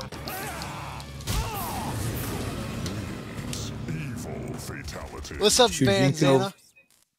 Shujinko versus Shang Tsung. Or Okay. Van Xanax, sorry. Van Xanax, yeah, like the medicine. And I think after this, we should do Test Your Knowledge. Yeah, you're right. Serena. The bae I've been looking forward to since... Now, if Boraicho and Serena were a couple, you'd be like, man, how does a guy look like that? How does this kind of a guy end up with that kind of a girl? We've all seen those power couples. I really, if Noob is in the game, I really want to. I want Serena to make it. Like have both, or all three Sub-Zero, Noob, and Serena. That'd also be a good story arc. Wait a minute, programmer of video games just shared something. The actor that voices Shujinko has his own YouTube channel? Max Crawford? Yes, Van. We actually did get a chance. Oh yeah, we did play MK11. So, Down 4ality hooked you up with beta code, right? Yep, Down 4ality. Yeah, he gave me a beta code, and I think that it was a day, before. It was, Sunday, like, early morning. I'm talking like 2 a.m. Because we all, like, almost everybody from the Nethercast, was in a Discord call. And, yeah, I played with Jango, which, if you guys don't know, Jango is the guy who He's the guy that does the music. Yeah. Yeah. So, nice. Oh, nice. Ask not for whom the bell tolls, it tolls for thee. But Baraka was super slow, but okay, here's the thing. Baraka was actually really easy to learn. That was the first time I ever like thought, fuck, I actually might main Baraka. Yeah, Baraka's what's up.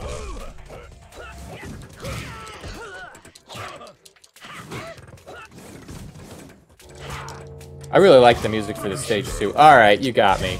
Oh shit. But Do you yeah, think Scorpion could be one of the Super Smash Bros. Ultimate DLC character? Doubt it. I doubt Would it. love it. I'm love it. I'm But come hearing on. that Doom guy is a part of the Smash Brothers, and he doesn't belong in Smash. I'm sorry. He belongs in Mortal Kombat. I want Doom Slayer in Mortal Kombat. You know, all this talk about Baraka really makes me want to play around as him. Yeah. And I know we said test your knowledge, but I want to do one more round with you. Let's just play as Tarkatans. Well, All right, the power couple. A cool idea I had about Naga's return is that he sends the biggest chunk of his army to Earth realm to trick the special forces in Lin Kuei that he's targeting Earth, but he leaves. Wait a minute. He sends a bunch of people to Earth, then tricks who into thinking that he's targeting Earth? The special forces and Lin Kuei. But what would be the point of pretending to target Earth and then not? Probably, Wait, he'll explain it. I just want to hear him out on this one. Do you think that Mortal Kombat vs. DC is considered canon? It's in its own realm. Well, wait a minute. It is now. Well, yeah, because of the time travel thing. Well, yeah, Injustice too. They say maybe our splintered timelines are converging. Like, they remember it. Oh, I got lag. Oh, okay. Can you move up and down on the select, or not select screen, but the... I got lagged out. Oh, you got okay, there we go. Alright. Is it still lagging for you? No, I was okay. I think I'm back. Before I resume, I just wanted to say what I was trying to say before, which is that in an Injustice, you can hear some of the characters clearly remember their struggle against Dark Khan. Yeah. And some of the characters say that they think their different timelines are all converging. Their splintered timelines are all merging into one. So, yeah, MK versus DC. You can also tell, like, you remember that scene in MK versus DC where, like, Scorpion just finds himself in the Batcave? Yeah. The exact same thing happened in Scorpion's Injustice trailer. Like, they didn't forget about MK versus DC at all. They made a clear allusion to it. So with the Injustice franchise, ever since that happened, it's like, okay, there is some wiggle room to say that MK versus DC was a thing. Yeah. Okay, I'm back.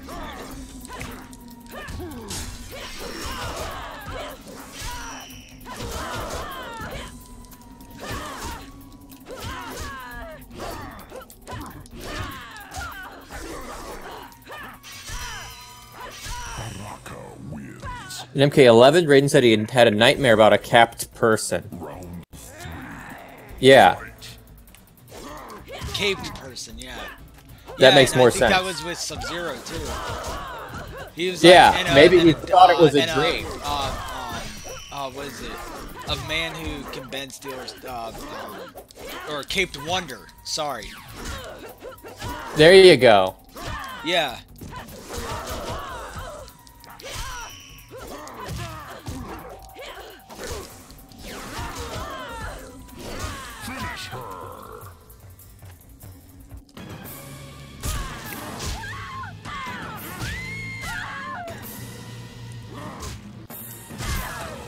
Nice. Sub-Zero's classic fatality. Oh yeah, we forgot to check about the main menu thing, or the character select. The story of MK versus DC took place after Khan's invasion in MK3. I mean, have the same pose. Yeah, it's pretty awesome. Huh. Yeah, MK versus DC starts out with the MK3 invasion. All right, let's go.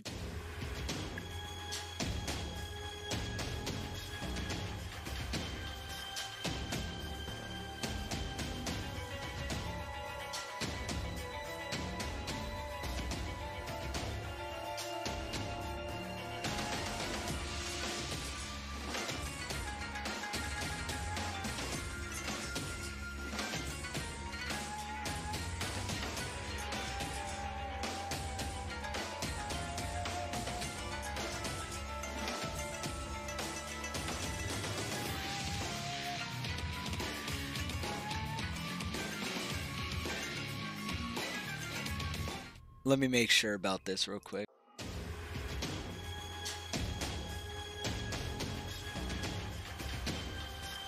There we go. Okay, so we should be good.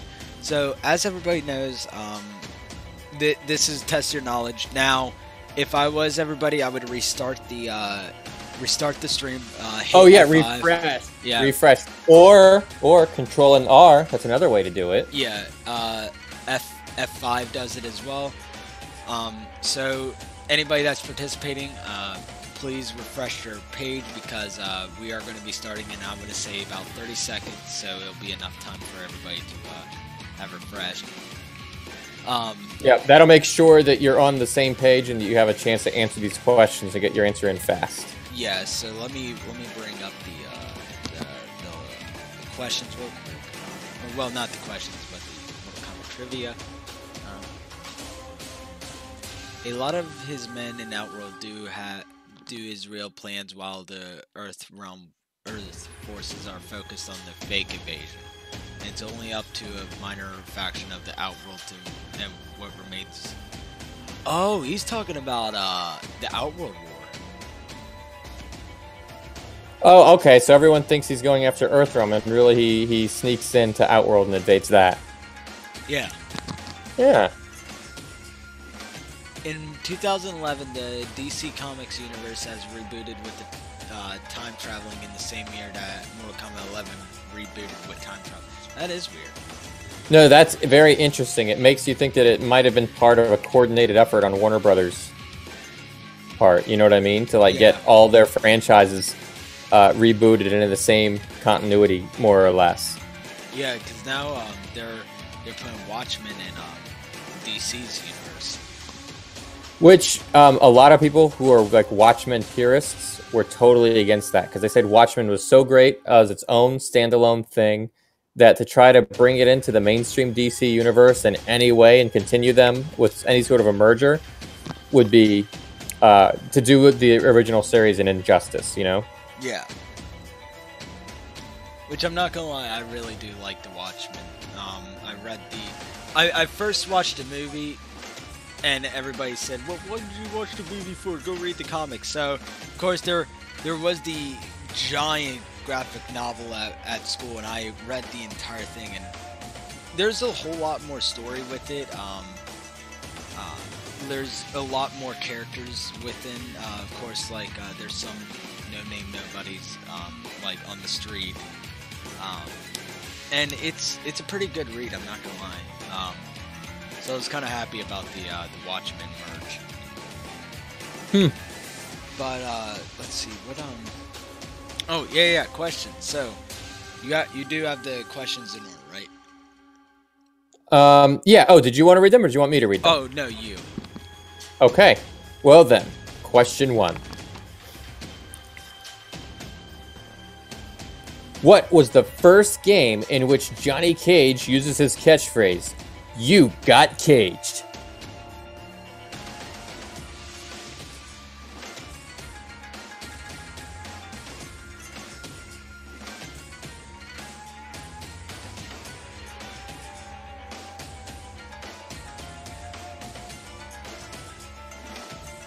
Am I still here?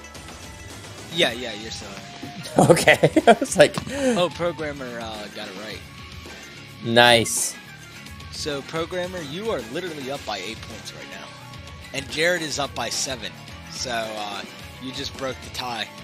And let me bring up the answer real quick. Yep, Mortal Kombat Shaolin Monks. Which is what we played last week. And yeah, if you did watch the live stream last week, you would have known that You Got Caged was first used in Shaolin Monks. All right, so should we do question 2? Absolutely. Okay. What character debuted in MK Special Forces and wouldn't reappear until Mortal Kombat X? This should be a really quick question. For all the people who signed the petition.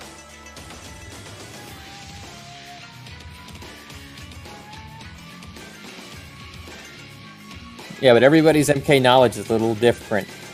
Van I think got Van it. Xanax, yep. Let me add you to the roster of the leaderboard. 1 point. Alrighty. Yeah, let me put the answer up on the board. Yeah, so if anybody doesn't know, the scoreboard right now is Jared is at 7, Programmer is at 8, Lone Wolf is at 5, and then all the people that are at 1 point: Spencer, Quentin, Anto, Omega, MJ, Van. You are now in the leaderboard. Mariano, Plankicorn, and Eliseo John Davila Jr. Okay. So yeah, let me clear the board real quick, and then we can do the third and final question of tonight. All right. Let me know when you're ready. Alrighty, ready. What offensive N-word does Quan Chi call Sub-Zero in Mortal Kombat mythologies? Don't worry, people. I already blocked whatever. So that ain't slipping through.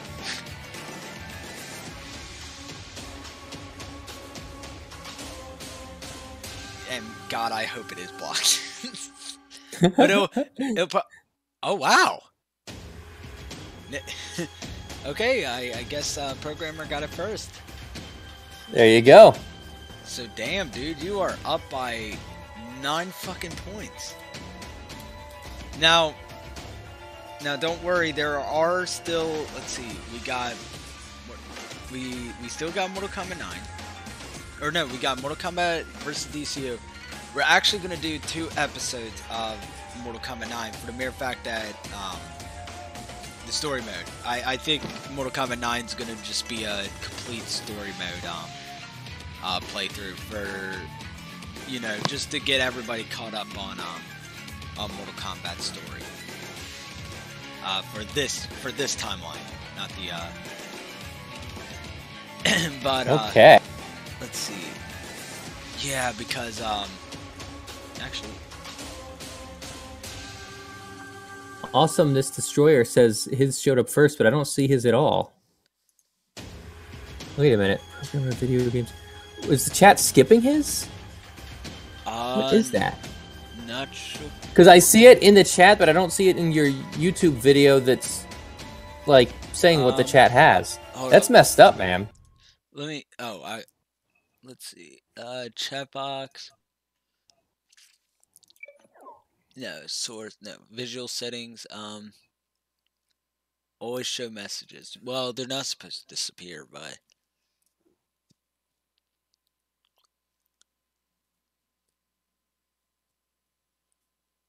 Dude, points don't matter.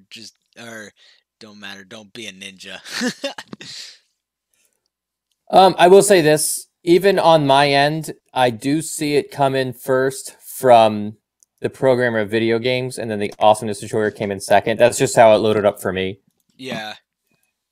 It might be it might be that refresh thing. That's why I always say refresh it before playing, because yeah. Let's see, where? What am I thinking? Oh, yeah. You want to play a couple more rounds of combat before we end it off here? Yeah, of course. Oh no, I pressed arcade. All you have to do is just press start.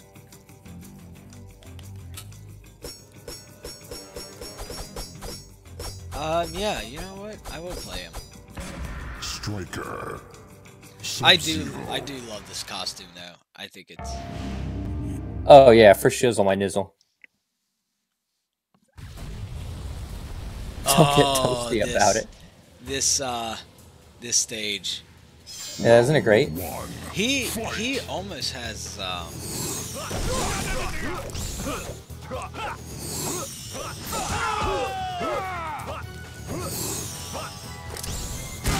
Whoa.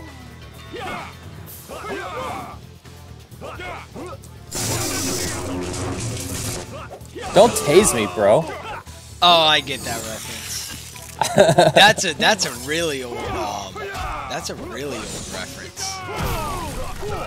That's like early days of YouTube. Yeah. Oh no.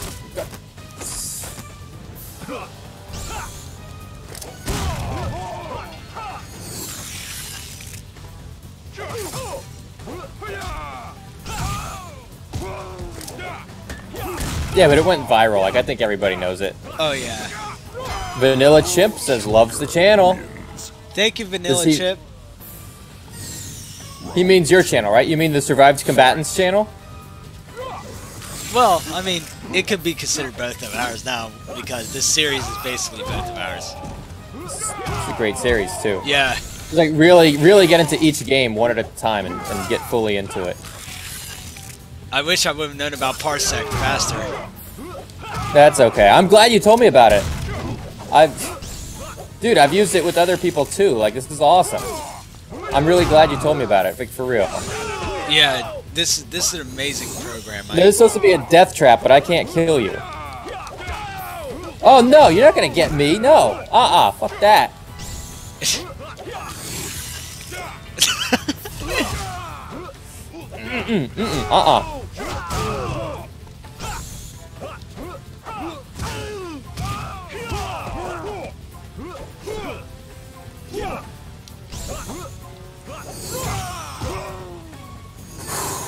Oh, buddy. You're asking for it. You're asking God. for it. Yeah, yes! Haha! Damn it! That's what you get. Round 3. Oh, hey, you're back. Yeah, that's a joke that me and my friend Jeffrey made. Yeah? Yeah, with what Xanax is saying. I wonder if Stryker isn't in the newer games because of all the controversy surrounding the police department. Oh, God, man. It's like Police race brutality. riots. Police brutality coming right up. Yeah. So if Yeah, that anybody wouldn't doesn't play know, well. my best friend Jeffrey is mixed, and we were playing a school tournament. Hold up. Oh God. Come on. Oh damn. So my friend Jeffrey is mixed, and we were playing on a school tournament. He picks his Jax, and I picked Stryker, and and Jax says, "Bring it," and then Stryker says, "Police brutality coming right up." I'm like, "Oh my dear Jesus Christ!" Like, I was like, "Why? Why?" Dude, he laughed. You have no idea how bad it was. I never seen him laugh that hard. You have no idea, dude.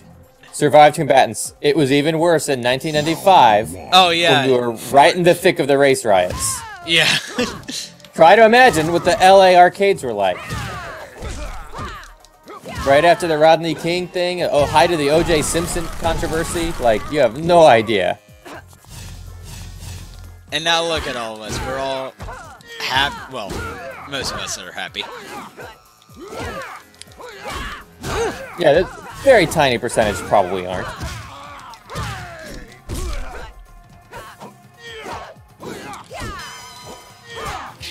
Oh, we both have staffs. Yeah, I was about to say we both have a. Oh, I always like the sound effect of Raiden teleporting. There you go.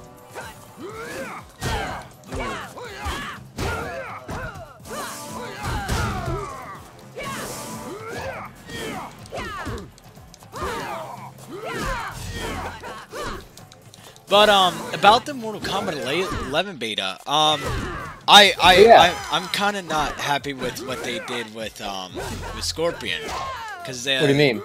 Well, everything felt punishable with him. Oh yeah, you think they nerfed him?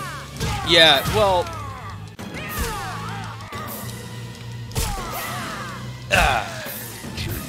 Nice.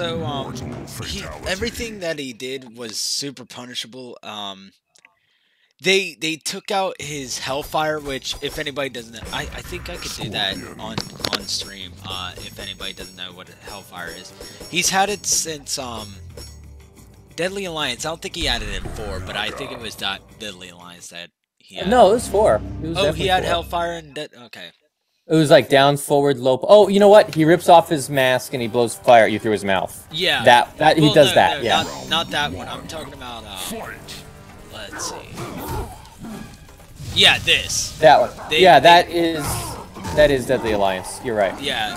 So, they took out Hellfire and then they took out a slide, which I know that's only from like 9 and X, but it was a really good tool to have.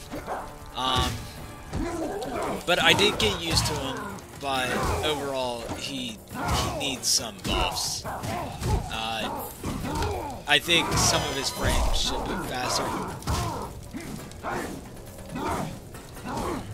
damn it. You and your Well, I mean, horse, like I'm being me. Onaga. Yeah, Yeah. I'm not really being fair by picking him. Don't worry, I'll pick Blaze next. Oh. Yeah, the chain whip is pretty cool, but it's very punishable. Like, if they block that, that's like you're basically screwed.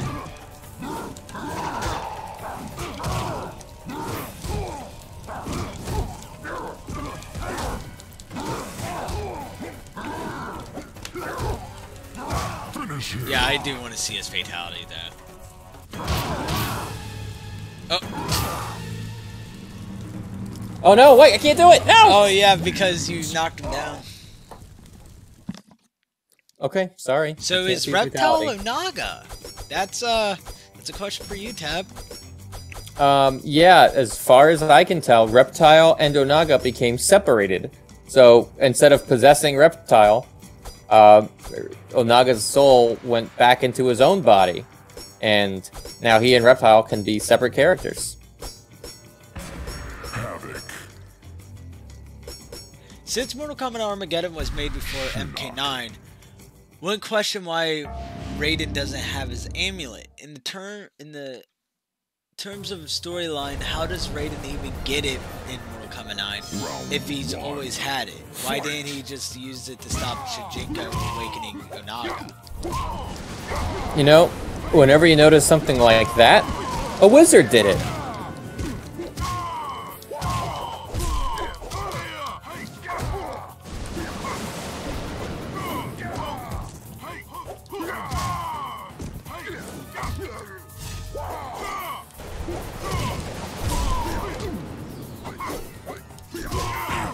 Jeez, nice one. Pete.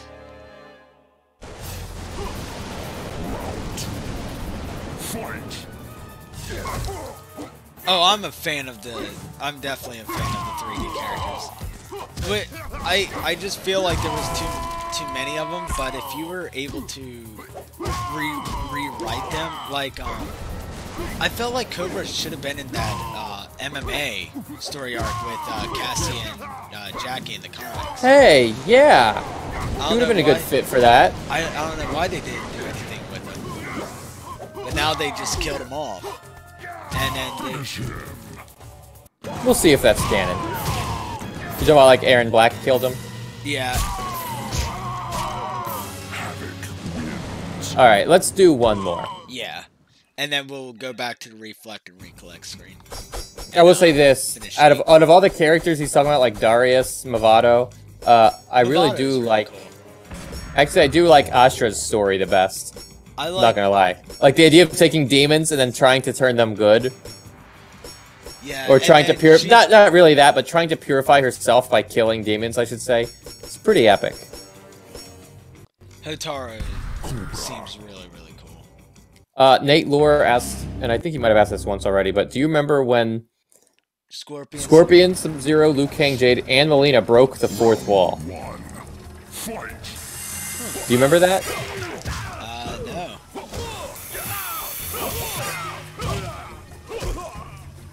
I don't remember any of them breaking the fourth wall. What is that in reference to? There's probably something that I saw that I can't think of. I'm not recognizing it when he describes it that way. Konar was trust to begin with. I just want them to make a good black dragon. Oh, Cobra. I think he means Cobra, yeah. Round two. This is Black Dragon versus Red Dragon, so we've got some clan rivalry going on here. They just basically ruined the Red Dragon now in the comics. Because most of them are already dead.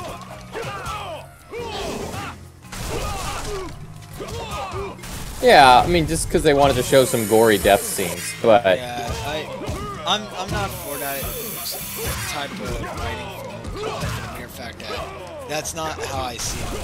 I don't see it as all, hey, let's just pack in as much gore as we can.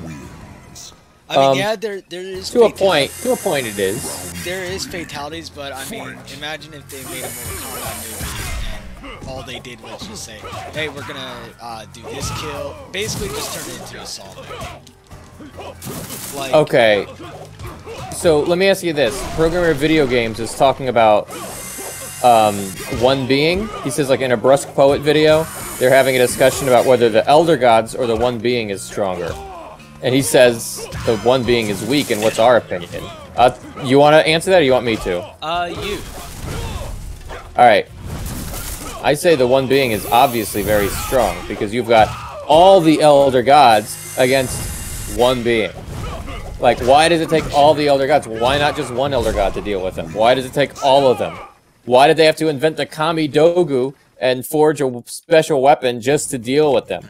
Why is it that they couldn't quite kill him, but instead they just had to, like, split him up into a bunch of different realms and hope that he doesn't reform one day? Like, so the idea of mortals existing, but they're really just fragments of the one being, and they're basically just his dreams, right? And if the one being wakes up, all of reality ceases to exist, and the one being's back. So the mortals don't exist. We're all just pieces of him.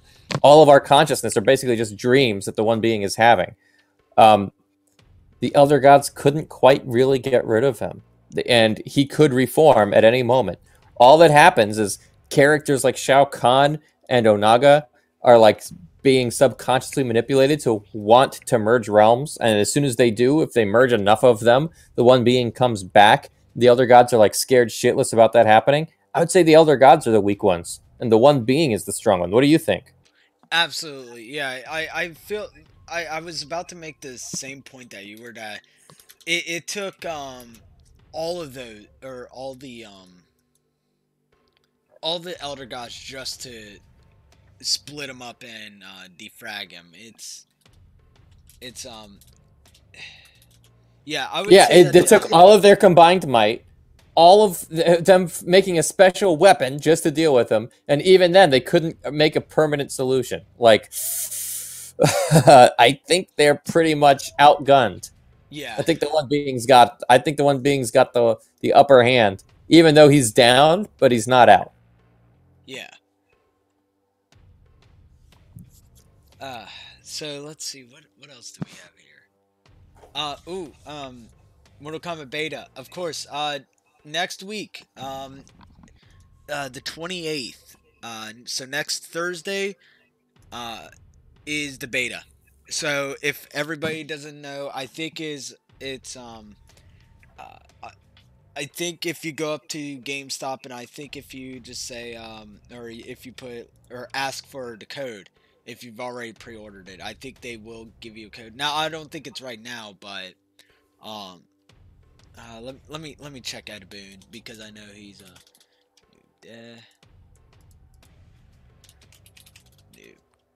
there we go. Let me check real quick.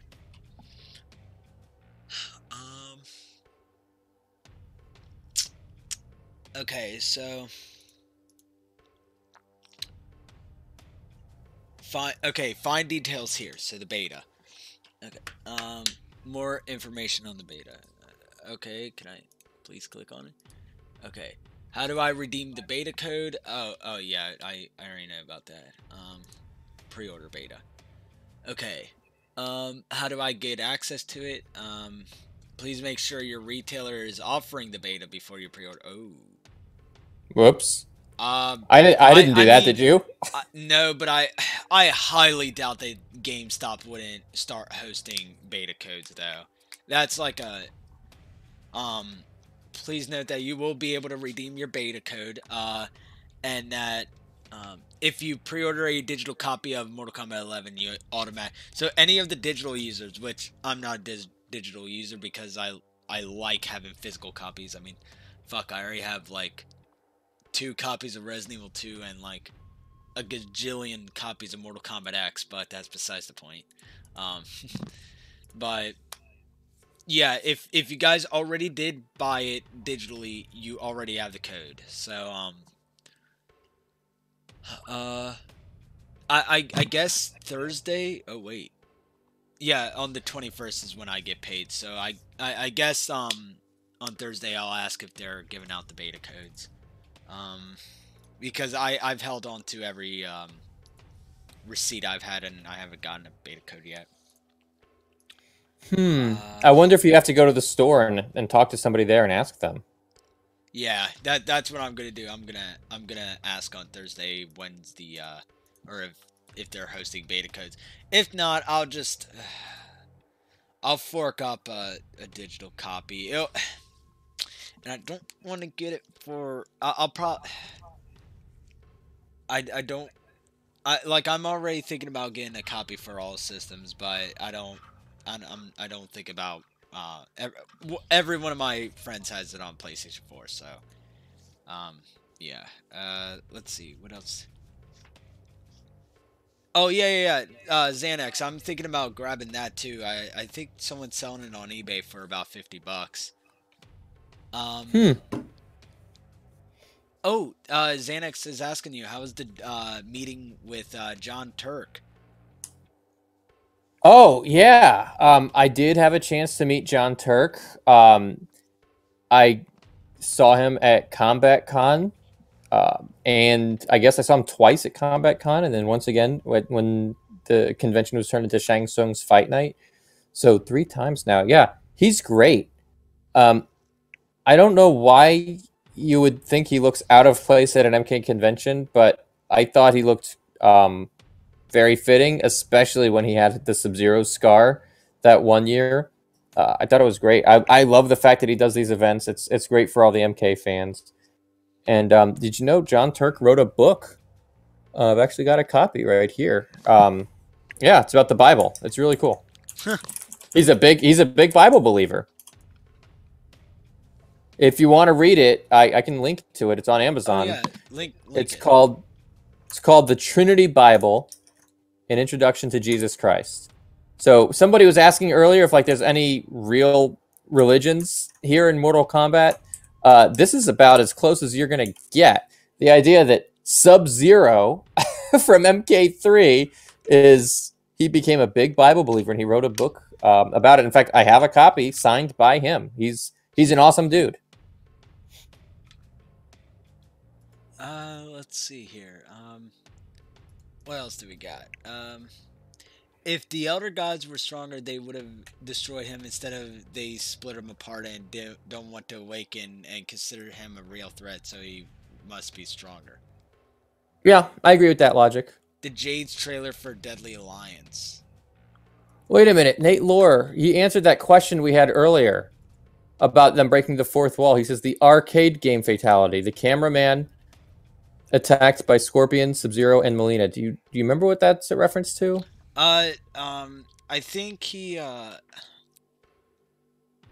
okay, he's talking about their victory poses, where Scorpion will break. He'll do the arcade victory pose. He'll throw the spear at the camera and pull it in, and Sub-Zero will freeze it. Melina's MK9, where she jumps on the camera and and, which Kenshi does it for My Bible is the Doom Bible. I know what you're talking about, Nate Love. I'm really good man. Good man, Nate. I'm really big into Doom, and I'm actually replaying Brutal Doom again, and I'm trying to I'm for real trying to remake Doom Classics music. I like the one guy, oh, what's his name? Doom music. I know if I look it up, and I'm not talking about Mick Gordon. Mick Gordon is a fucking god. Let's see here. Doom remake. Andrew Holshut. Holshult, I believe is yeah, for a minute there, it sounded like you said holy shit. Yeah. He makes good remake tracks, but to me it's too much metal. I'm trying to make a more atmospherical, use weird techniques like the Imp song. I'm trying to make a distorted Imp sound from the actual games and distort it so it can be used in the song. So I have a lot of ideas for it, but yeah. He also has a model for Sub-Zero in MK vs. DCU and MK9 based on him. Apparently. Yeah, because somebody did like a like a photograph, like side by side. They showed like John Turk's face, and they showed like Sub-Zero's MK9 model, and you know, it seems pretty darn close. I have to think that they might be onto something with that. Yeah. Let's see what else. So next week we'll be playing Mortal Kombat versus DCU. Yeah. Oh, wait a minute. I do have a couple of things. Johnny Cage also broke the fourth wall. Now in MK11 with his like triple decap fatality, where they're like, cut, take 11. It's great. They don't just like break the fourth wall; they like demolish it. Nate, on that, he only did season 1 and 2. Hold up, KI season 3. Two guys did the season 3 music. Atlas Plug, I think it was one of the guys' names.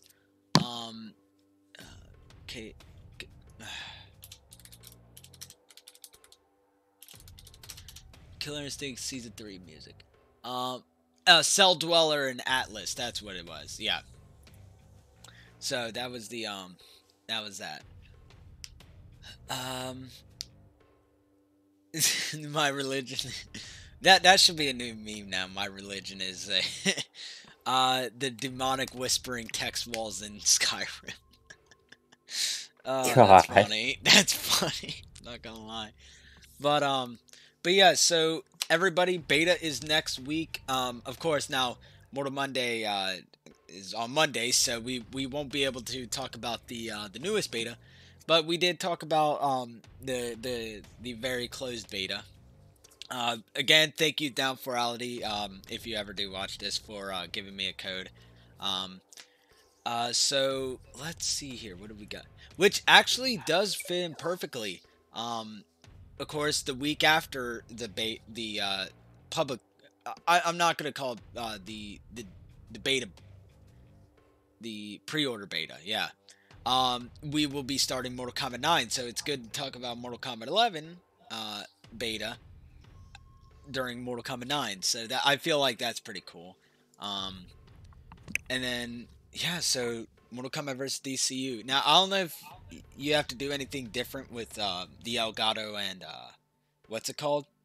And because I only have an Elgato HD and then not the HD 60, just the HD, and the Xbox 360. I'll have to test that after this stream, but overall, yeah. I'm excited for next week. I'm trying to get my fight stick back together. I ordered a new joystick, which is the Sanwa JLF. What is it? It's a new stick. I got a 4-pound tension spring for anybody that knows about fight sticks. That's a very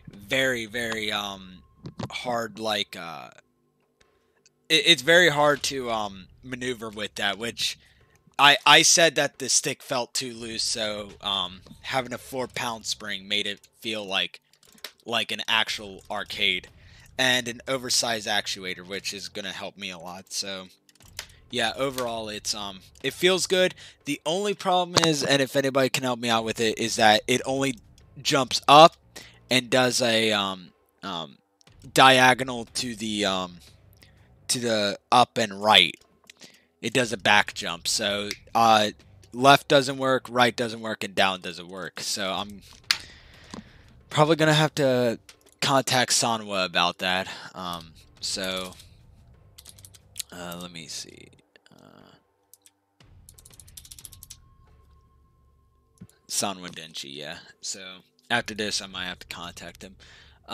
Yeah, always good to get some technical assistance from the manufacturer or somebody who's in the know about these things. Yeah, so if anybody does know about that. I mean, look, a lot of people are talking about Triborg. Yeah. What's up with the cyborgs not getting love in the newer games? I mean, look, in MK9, they had more cyborgs than ever. Sector, Cyrex, and Smoke were all back, plus, no, not Smoke, but instead they switched it up and they had Sub-Zero turn into a cyborg instead, so that was amazing. Then in MKX, they didn't have any initially, but then as DLC, they brought in Triborg, and so, yeah, all 4 in one character. It was amazing. What I think we've never seen before is a female cyborg. So think about that. I think I saw the Nethercast talking about that in the Oh, really? Yeah, they're saying that that the person right next to Chronica in the MK11 trailer looks like Frost, but first, and I can kind of see what Cyborg was talking about. She kind of looks cyberized. Let me yeah, official story trailer. I kind of noticed that a little bit. Let me The Chronica does sort of have like a cybernetic look about her in some way, but well, no, she's the hooded character apparently, is what they're saying. So let me find the point real quick. Should be no, yeah, right here. Okay, so let me timestamp that for you real quick. Okay, so once you click on that, it'll timestamp it.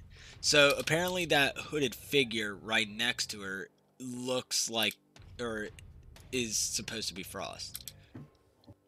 Femborg. Hey, remember in Austin Powers they had those fembots? That is true. She had the nipples, the nipples that could shoot out bullets. But yeah, apparently, in there she looks cyberized though. And there's a way that you can, there's one where you see her like, oh yeah, in about, now it's very quick, but 38 seconds or 39, sorry. Okay. Let me look.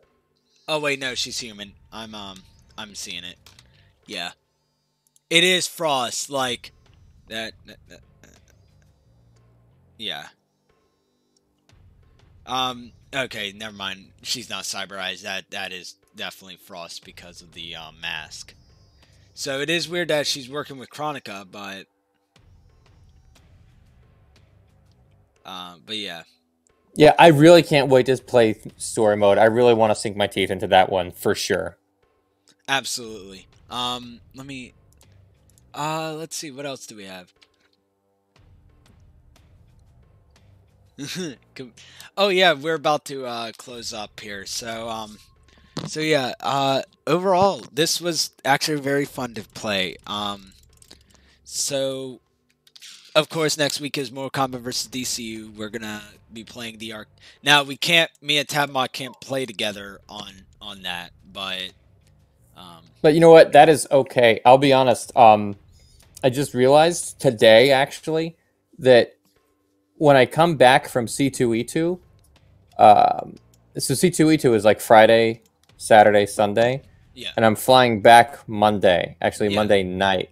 So we might have to start the show a little bit later. Okay.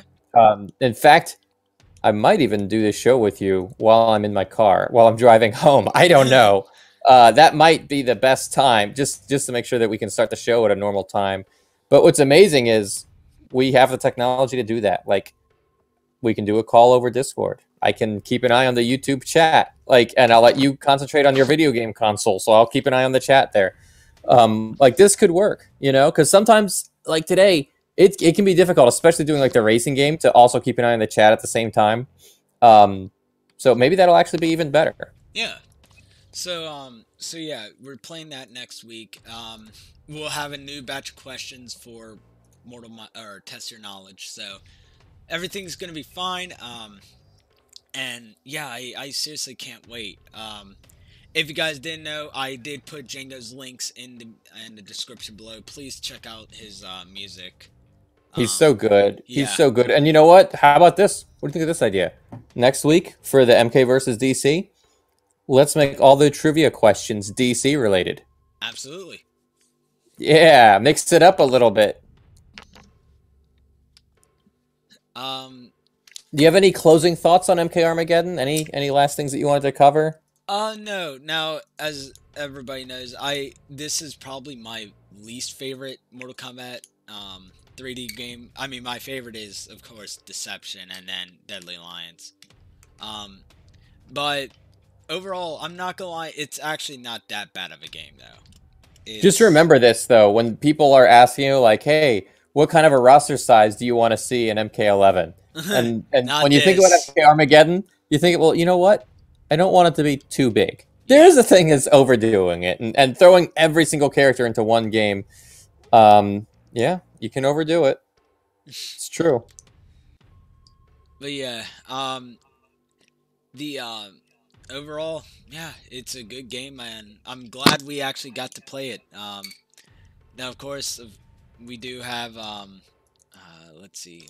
I want to say 1, 2, 3, 4. We have 5 more episodes, so we'll go up to episode 15 before Mortal Kombat 11, and of course, episode 16 will be the Mortal Kombat 11 stream. So, I'm super happy about that. I'm not gonna lie. Well, it's going to be awesome. I'm really happy to do the MK versus DC stream. What a trip that'll be. Let's see. Any final closings? Mortal Kombat 9 for sure perfectly told the story of the first Mortal Kombat 3 games, although slightly altered. Yeah, I'm not gonna lie, Xanax, I do agree with you on that one. Nate Lore says we'll take close to 8 hours to finish the Mortal Kombat story mode of see, I'll be streaming that when that game comes out. When I get home from work, I'm gonna stream the story mode. So yeah, I do want to thank you all for watching. This has been an amazing episode. I can't wait till next week till we play Mortal Kombat vs. DCU, as it's a new chapter with Mortal Kombat's history. Because we're done with the Midway games now, and now we're going straight forward for you know, I mean, Midway is going to be the last game of any Midway Mortal Kombat. So yeah. It's true. That's true. All right, guys. Well, look, thank you so much for hanging out with us. This was a blast. We had a chance to talk about MK Armageddon, of course, talk a little bit about MK11 and playing the game.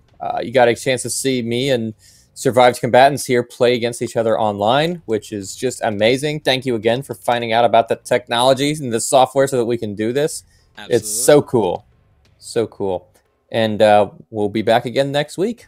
Absolutely. Let me, oh, my monitor turned off, sorry. There we go. Thank you all for watching, and goodbye, my fellow survivors. Or, combatants. God damn it. Goodbye, my fellow combatants.